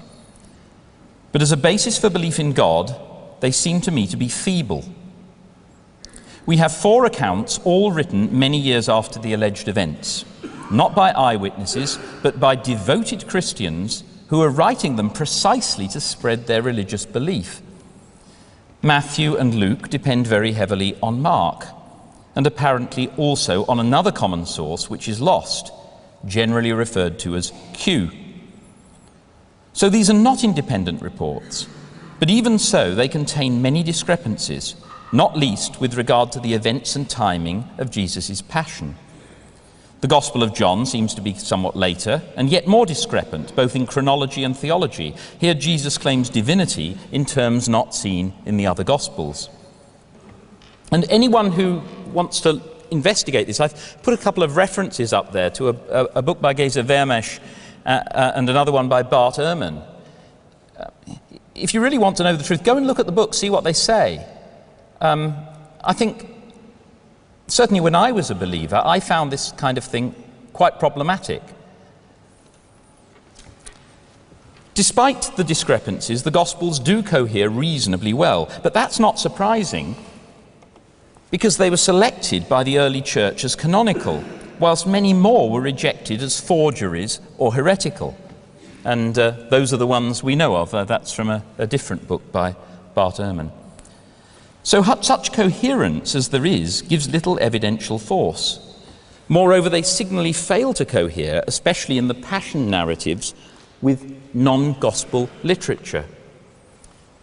So here we have from Matthew's Gospel the claim about the veil of the temple being rent, an earthquake, darkness over all the earth for 3 hours, and bodies of the saints being revived and going and walking around Jerusalem. None of this is reported in any other contemporary sources. Are we really supposed to take this seriously as evidence that the scientific worldview is fundamentally wrong? I've got some other points, but I'm probably going to have to stop there. Thank you.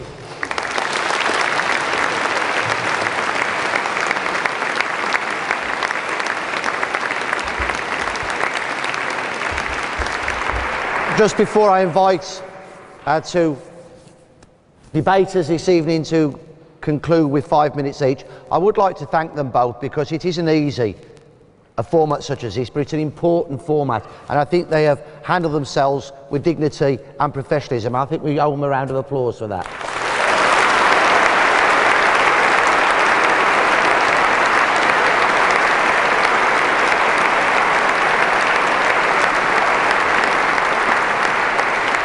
Could I welcome back for his last 5 minutes, and I mean 5 minutes, Professor Craig.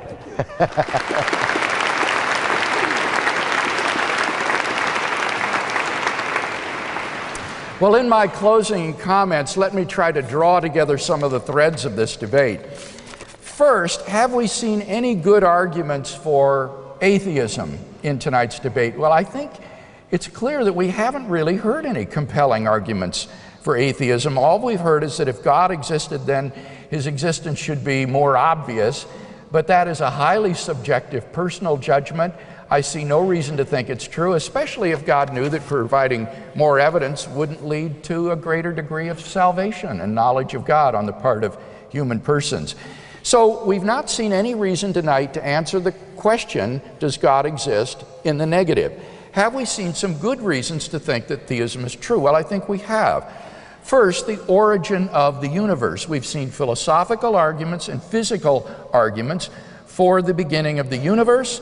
We've also seen that if the universe began to exist, had an absolute beginning, that it surely must have had a transcendent cause that brought it into being. And whether or not one wants to indict epiphenomenalism or not as a theory of mind, the point is that I can't think of anything that would fit the description of an immaterial, non-spatial, trans-temporal substance which could causally bring the universe into being apart from an unembodied mind.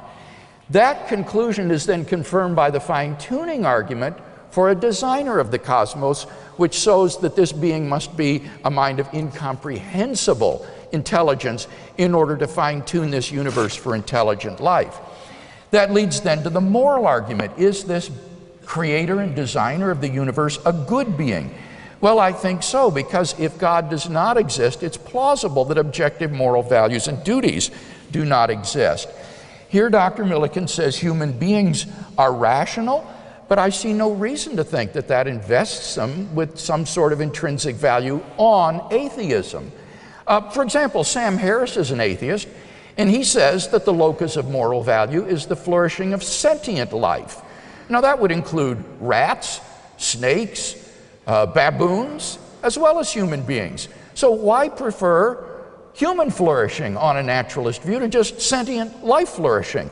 Indeed, why should it be sentient life's flourishing that is the locus of the good? It seems to me that short of God, any sort of explanatory stopping point is just arbitrary. Particularly difficult is the problem of moral obligation and prohibition. Where would these come from if there is no moral lawgiver? Dr. Millican says most philosophers today are moral realists, but not theists. That's right, and that goes to support premise 2, that objective moral values exist. That's what that shows, but you can't appeal to popular vote to try to say, therefore, theism isn't necessary. The fact is that most moral realists don't have any adequate basis for their moral realism insofar as they're non-theists. He says, but then how can we detect moral values? How do we know what they are? Well, I would say that God may have constituted us in such a way that we can apprehend the moral realm. In fact, that's exactly what the Bible says. It says that God has written his moral law in the hearts of all persons so that we have an instinctual grasp of the moral law. So apart from God, it's very hard to see how we can have objective moral duties, but given God, moral duties and values are in place. Finally, the resurrection of Jesus. Here, Dr. Millican pointed to the discrepancies in the gospel accounts. I want to point out that the 3 facts that I mentioned are agreed upon by the majority of historians today. He said, but what about Vermish and Ehrman? Vermish and Ehrman agree with the facts that I just mentioned. Both of them affirm the empty tomb. Ehrman affirms all of these facts. Here's what Ehrman says, and I quote, "There are a couple of things that we can say for certain about Jesus after his death. We can say with relative certainty that he was buried. We also have solid traditions to indicate that women found this tomb empty 3 days later. This is attested in all our gospel sources, early and late, and so it appears to be a historical datum. And so I think we can say that after Jesus' death with some certainty that he was buried possibly by this fellow Joseph of Arimathea, and that 3 days later he appeared not to have been in his tomb." Ehrman also accepts the appearances and the origin of the disciples' belief. So why doesn't Ehrman accept the resurrection of Jesus? For philosophical reasons. He's a naturalist, and therefore miracles are impossible for Ehrman. The skepticism of biblical critics who deny the resurrection of Jesus is not predicated on historical grounds, but philosophical grounds. The facts that I mentioned are in place.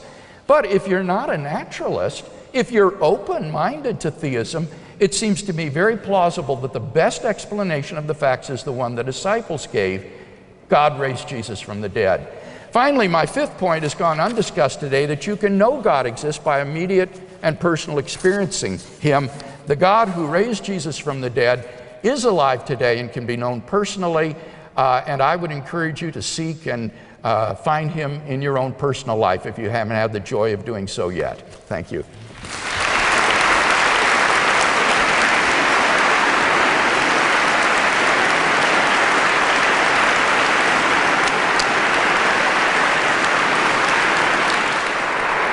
Thank you, Professor Craig. And for his final 5 minutes summing up, please welcome back Professor Millican.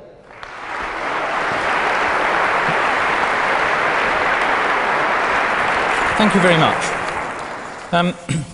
I disagree with Bill that no arguments for atheism have been presented here, and indeed that I haven't addressed the issue of religious experience. I pointed out at the beginning that religious experience is an extremely unreliable method of knowledge or alleged knowledge. People have religious experiences of all sorts. Perhaps those disciples after the resurrection were having those too. But the appropriate way to check up on those is not biblical scholarship, it's actually experimental psychology. The question we have to ask ourselves is, how likely is it that that evidence could have arisen by perfectly natural means, by human psychology? And that's not begging the question. It needs to be done. We don't yet know the answers, but we will at some point.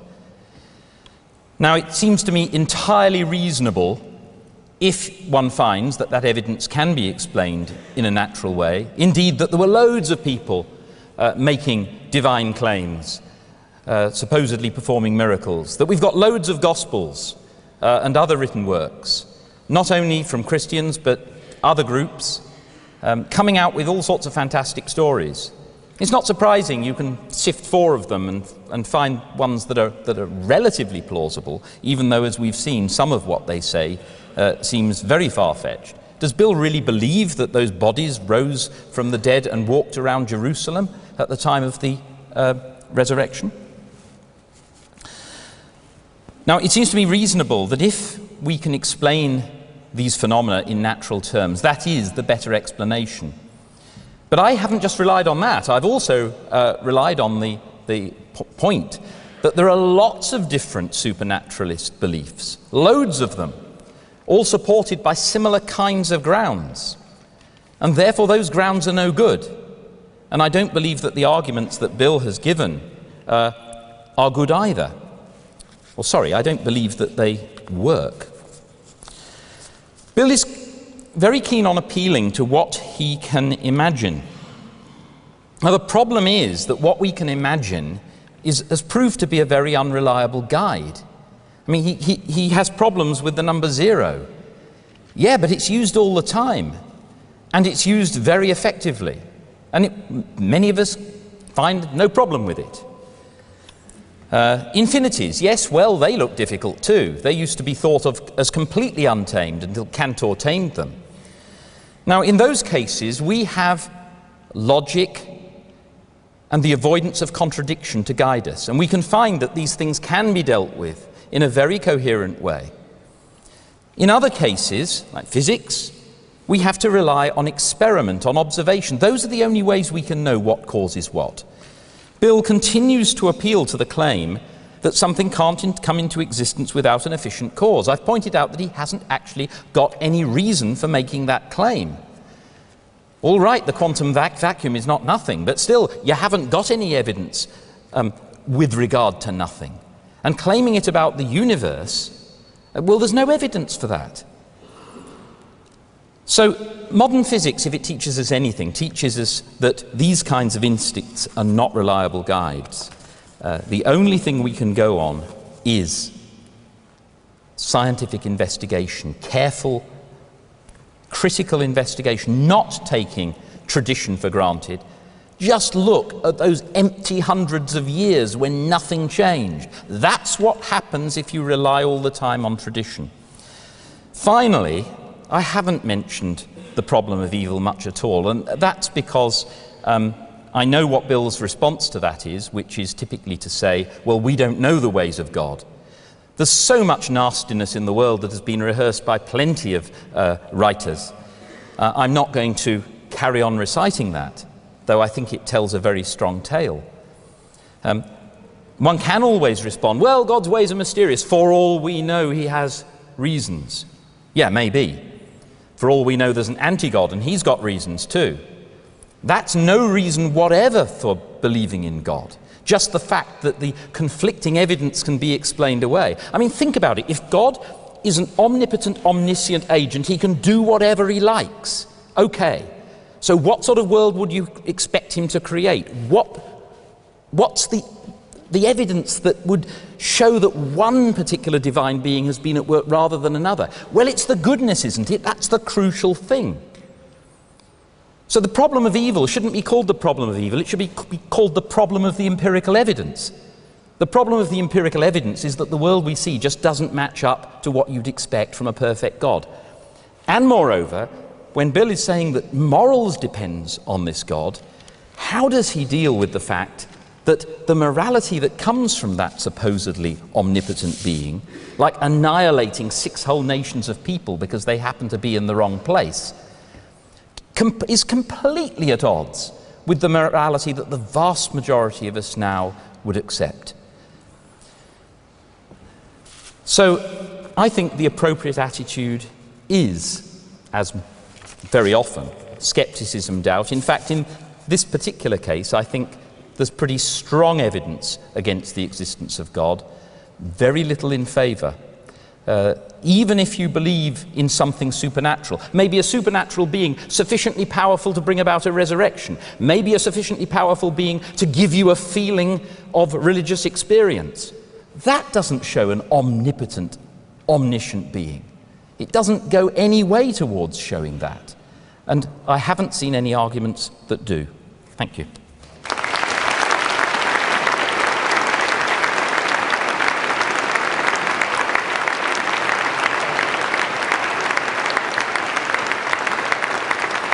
Before I move into the questions from the floor, ask them a question that struck me as I was listening to them. You both made a lot about objective moral values, particularly you, Bill, and you had a major problem with the word objectivity, and a lot hangs on that. Can you just go over what you mean by objective moral values, and can you then respond to what your problems are with it? Right, I'm thinking of something that is normative, but it is independently binding of any community of human persons or any individual human persons actually accepting it. Your response to that, Pete? My response is that there are quite a lot of non-theistic theories that would advocate such values. But my problem with the word objective, well, it can mean so many different things. It can mean, impartial, unbiased, making judgments that takes all relevant factors into account and isn't distracted by noise, seeing things from different points of view, measurable. There are so many different uses of the word objective that I think unless one explicates very clearly what it means, it's just too vague to be useful. Bill? Well, that was why I stated clearly what I meant.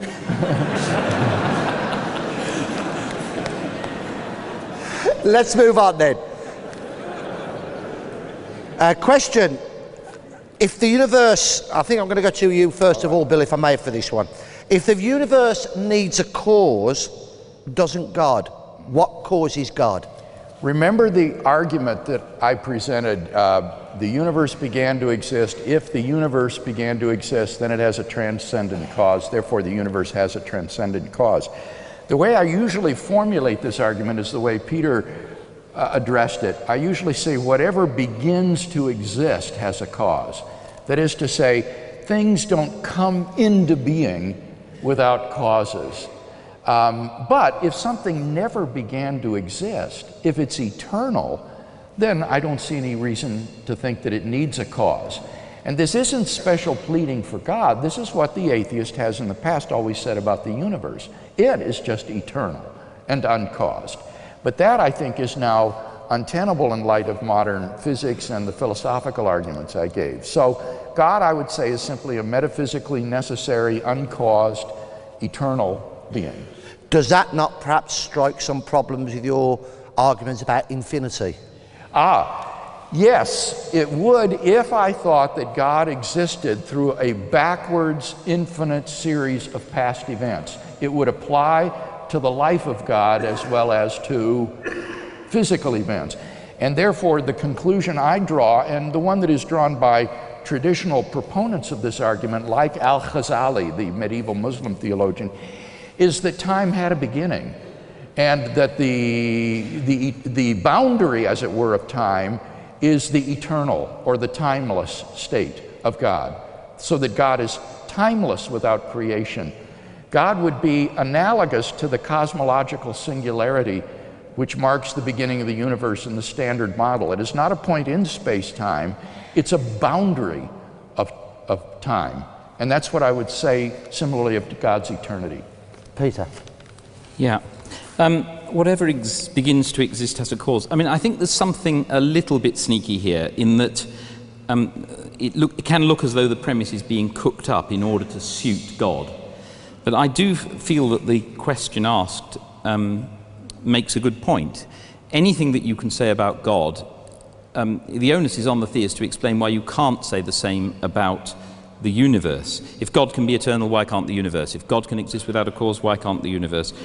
I also want to make this point that all of our knowledge of any of this stuff, our own intuitions are not reliable. We have to rely on experience. And we don't have any experience of things coming into existence ex nihilo, either with or without a cause, except possibly quantum particles. So I don't see how we can possibly know this. Again, experience tells us that minds are dependent on bodies. And I'm not prejudging the question here about, immortal life and all that, but just think about evolution. Okay, I mean, I take it the fine-tuning argument naturally goes along with support for the theory of evolution. Because if you're just going to create intelligent creatures, just go and do it, right? You don't need to go through all this rigmarole of 13 billion years. Now, in an evolutionary theory, you've got mind arising eventually when we do, but it's coming from body. When babies are born, the body's there first, then the mind comes. Whereas the theistic theory says that in this one unique case, the mind comes first and can exist without the body, and we've got no evidence for that at all. Just before I ask you to respond about the theory of evolution, you mentioned several times in your presentation and rebuttal about the idea that why didn't God create a perfect world if he was all-knowing and all-seeing?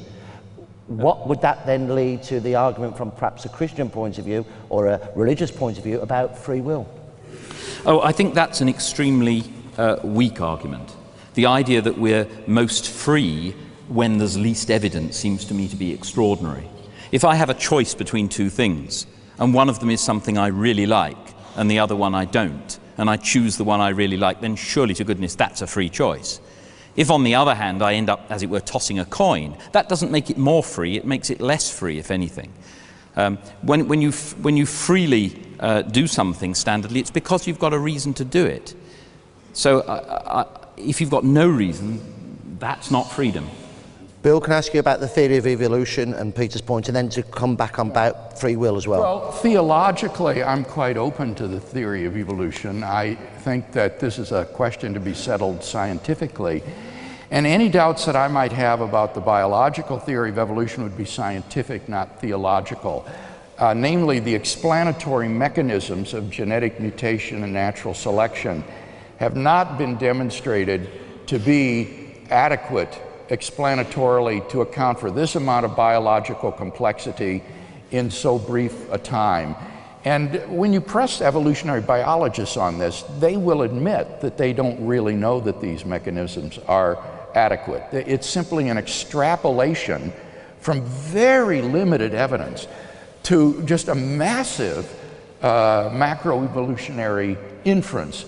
And I fully expect that in this century, we will see a new theory emerge with additional explanatory mechanisms. And that's already beginning to happen in developmental evolutionary biology. Could I make one other very brief point?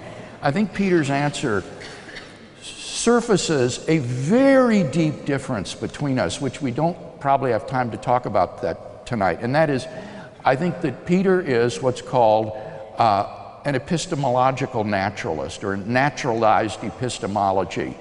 He takes logic and scientific evidence as the only sources for knowledge, whereas I also accept rational intuition in addition to those. And as Michael Ray has argued in his book, World Without Design, naturalized epistemology is really incapable of justification because it can't be justified through its own resources. You can't prove through logic and scientific evidence that you should only believe what can be proved through logic and scientific evidence. So the only really defensible form of naturalized epistemology is to say this is simply a methodological assumption which a researcher adopts to do his work, but if somebody else wants to have different methodological assumptions, then he's free to do so as well. So Peter, are you a naturalised epistemologist? I was really pleased with myself then. I've been panicking for the last 5 minutes. How do I pronounce that properly? I ain't saying this again. Right. Actually, I'm a skeptic. I mean, I'm open-minded, and I'm not dogmatically naturalist. I mean, I think actually naturalism, it's a very... I mean, I think that when you think of somebody who thinks that the only things that exist are physical things, right, it's natural to think in terms of the physics of the 17th and 18th centuries. So we think of things as made of solid matter bashing around into each other.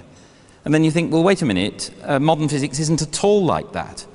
So what is a natural property when you start getting weird quantum things? And I'm not sure that, I don't see that it's easy to divide things up in this way. Science evolves. What I am committed to is empiricism. We learn from experience what does what.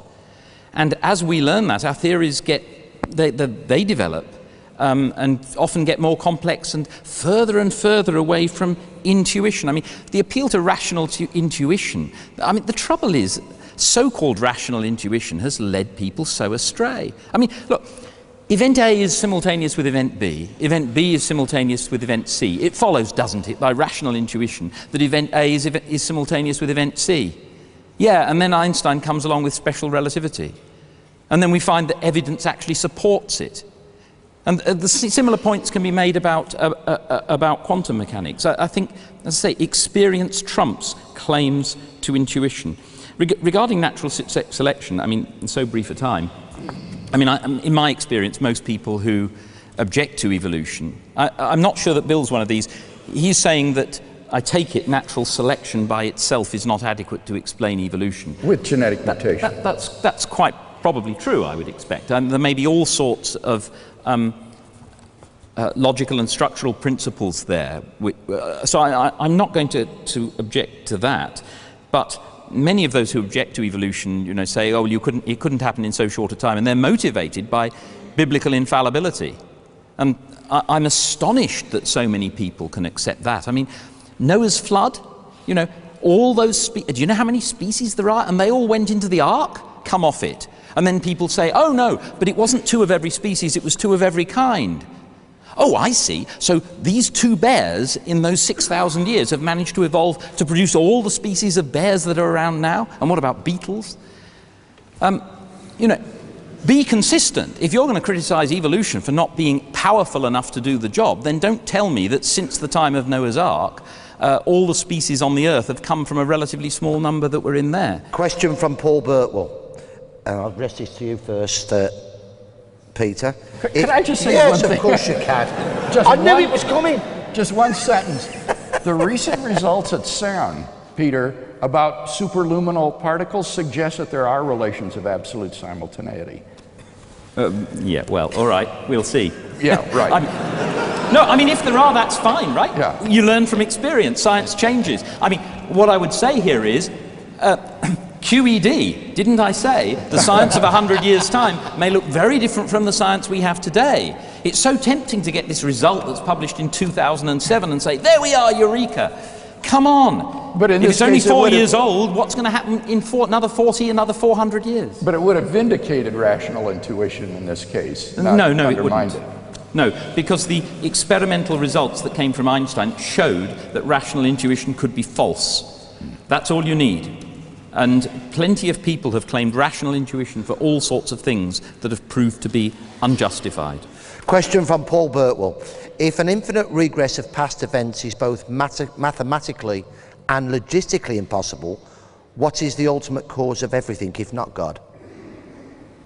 I think God is the ultimate cause of everything. And I see no argument, first of all, why there has to be an ultimate cause. I mean, it's plausible, but I don't claim... Look, my brain has evolved to deal with ordinary middle-sized objects in an environment very different, actually, from the environment now. Why should I suppose that I am able to plumb the mysteries of the universe? I mean, it's amazing how far we've got. It's absolutely incredible how clever we are at working out the mysteries of the universe with the aid of lots of very sophisticated machines, and by building on the shoulders of others over, well, in 4 centuries we've done remarkable things. But compare that with the 1600 years before then, when everything was dominated by religious belief. One of the points where there was some, dare I say, approach to an agreement, or at least an approach to understanding each other, was fine-tuning.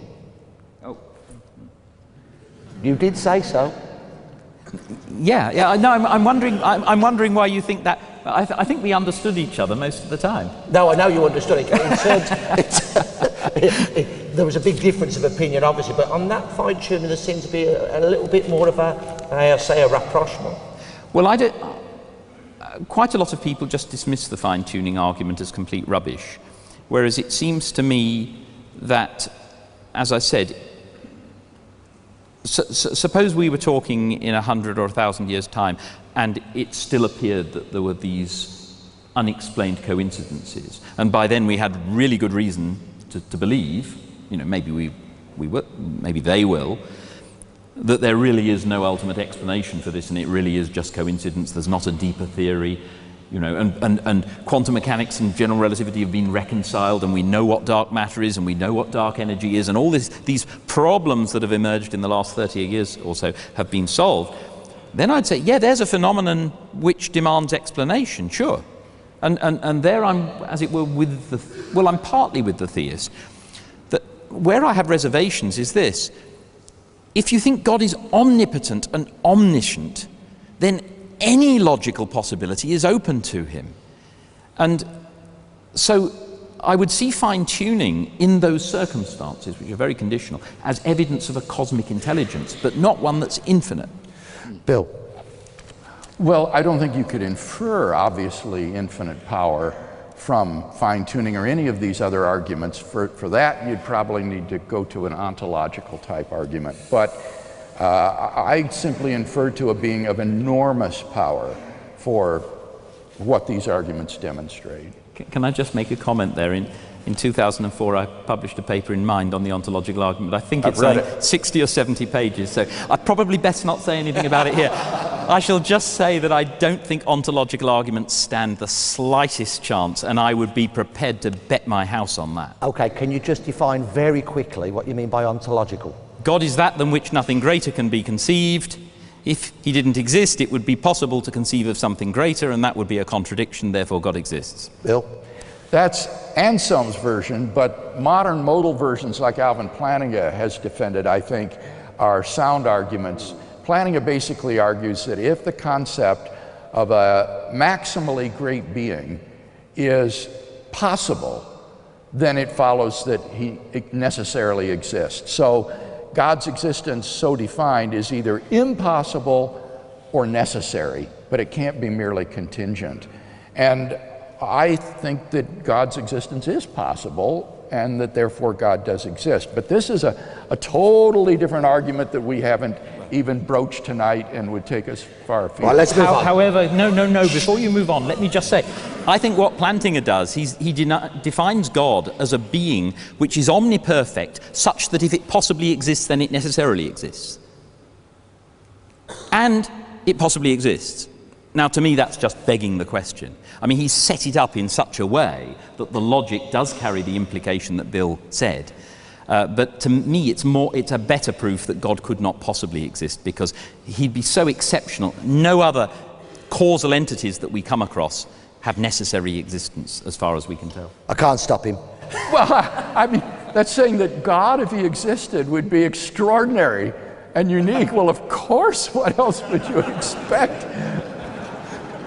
but you can't prove it by wordplay. Now, one of the points, Peter, that you brought up was about evil. It wasn't something you were able to go into a lot of detail about, but there is a question that kind of touches on this I'd like to bring to your attention. Do you think God used some sort of evolutionary mechanism? And if so, how do you reconcile a seemingly cruel mechanism with a loving God stroke agency? Yeah. I think there are two things that might be said briefly about this. First, and this relates to Peter's other question about why would an omnipotent God do this. This all hinges on what God's purposes are for human history. And as a Christian, I believe that the ultimate purpose for human history that God has in mind is bringing people freely into relationship with himself forever. And it may well be that only in a world suffused with natural evil as well as moral evil, then the maximum number of people would freely come to find God and his salvation, so that natural evil may be part of the framework or the context in which people freely choose for or against God. The second thing that I've come to realize recently through reading Michael Murray's book, Nature Red in Tooth and Claw, published by Oxford University Press, is that on the basis of recent scientific biological evidence, we can see that there are 3 levels of pain thresholds among animals. The lowest level is merely reaction to stimulus. You poke an amoeba with a needle and it recoils, but it doesn't feel anything. Second level would be an awareness of pain. This is what sentient beings like dogs, cats, horses feel. They experience pain. But the third level is a second order awareness that one is oneself in pain. And the scientific evidence indicates that this kind of awareness, this second order awareness, is only found in the higher primates and human beings. It's found in the frontal cortex of the, or frontal lobe of the cortex of the brain. And therefore, even though animals at large experience pain, they're not aware of it. They are literally not aware that they are in pain. And therefore, this goes a long way toward diminishing the problem of animal suffering, I think. I think God in his mercy has so created the natural world that animals really do not suffer in the way that we human beings do when we experience pain. Peter? Yes, I didn't say much on the problem of evil, partly because it's so familiar.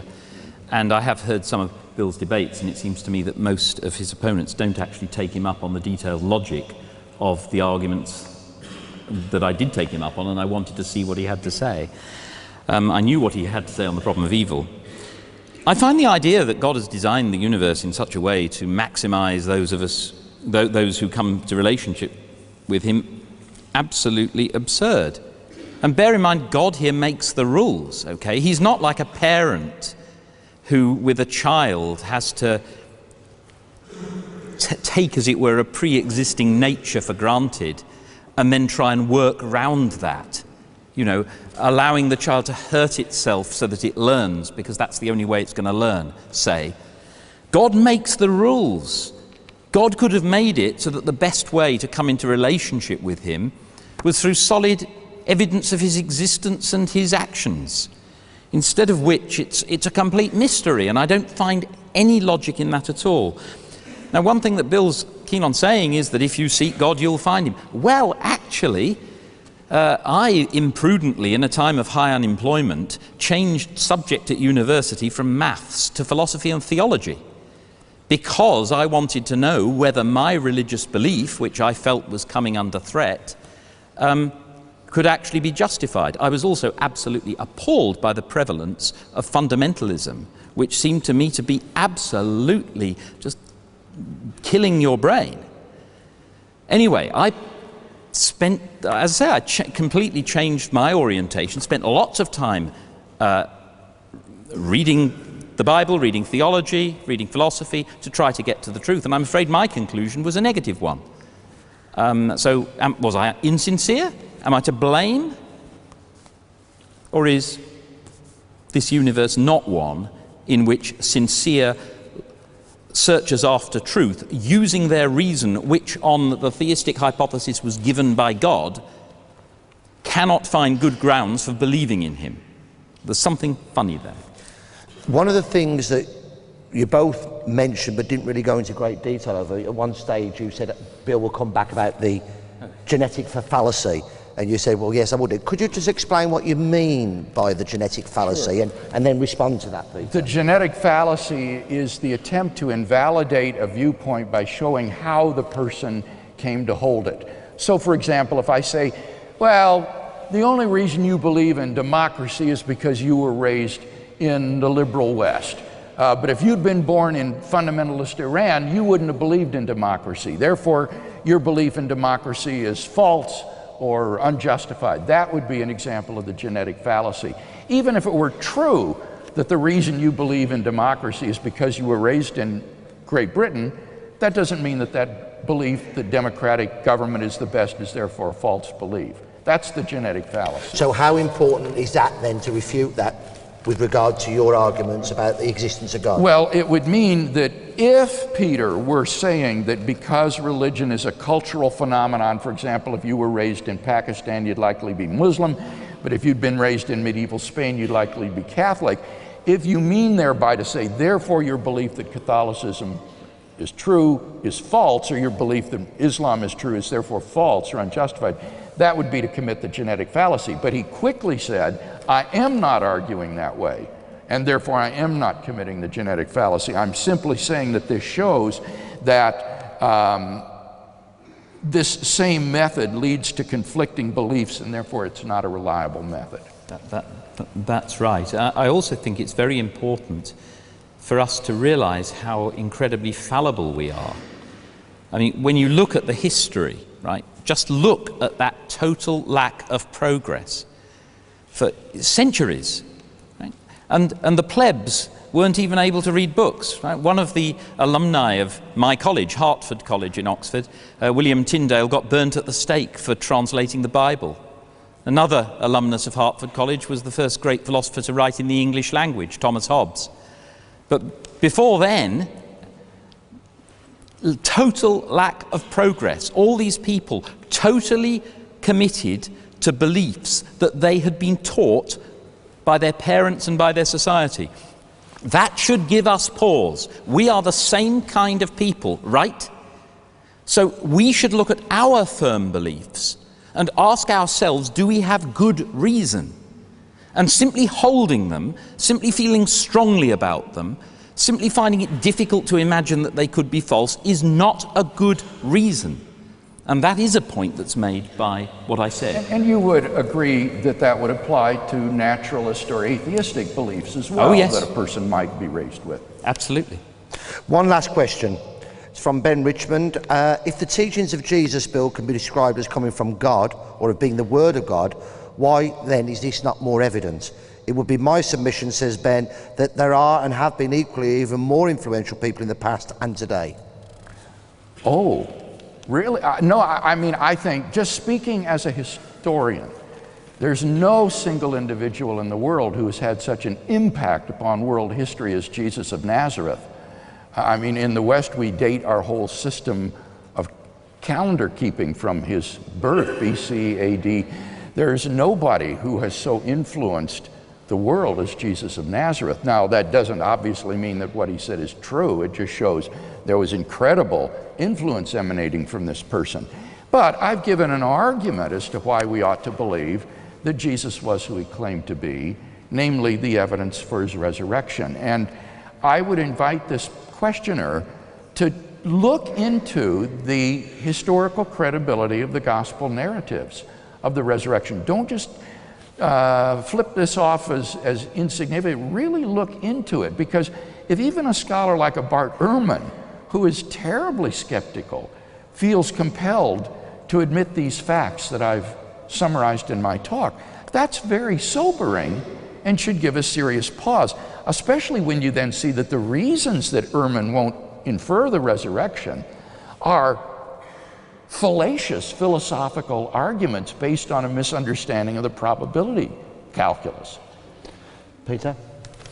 Yeah, I'm not sure. Maybe Muhammad was just as influential, maybe more so, I don't know. But certainly Jesus has been extremely influential. I also think a lot of Jesus' moral teachings are actually quite enlightened. I don't think they're universally so, but I think generally he comes across as certainly admirable compared to most.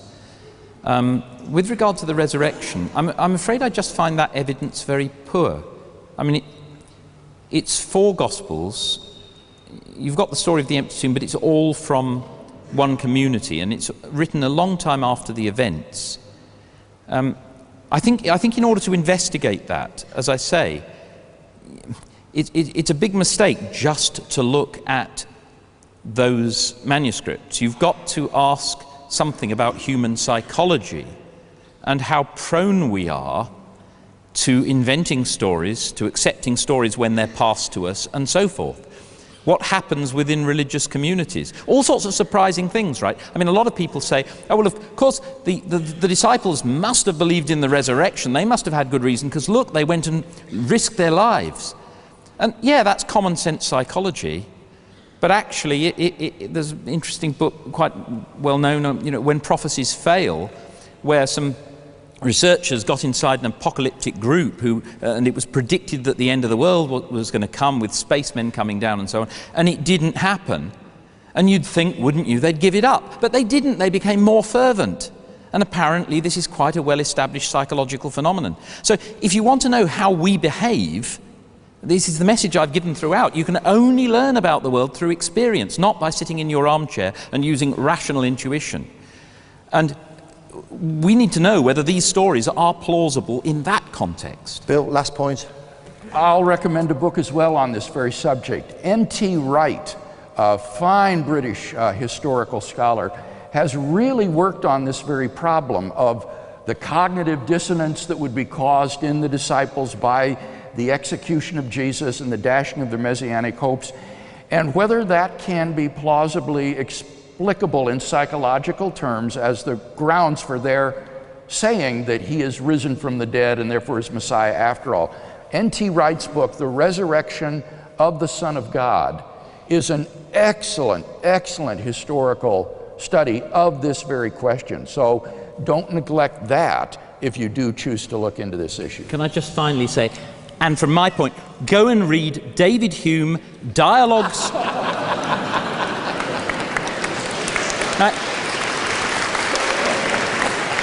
Dialogues Concerning Natural Religion, and when you've read that and had a good laugh, read also his Inquiry Concerning Human Understanding.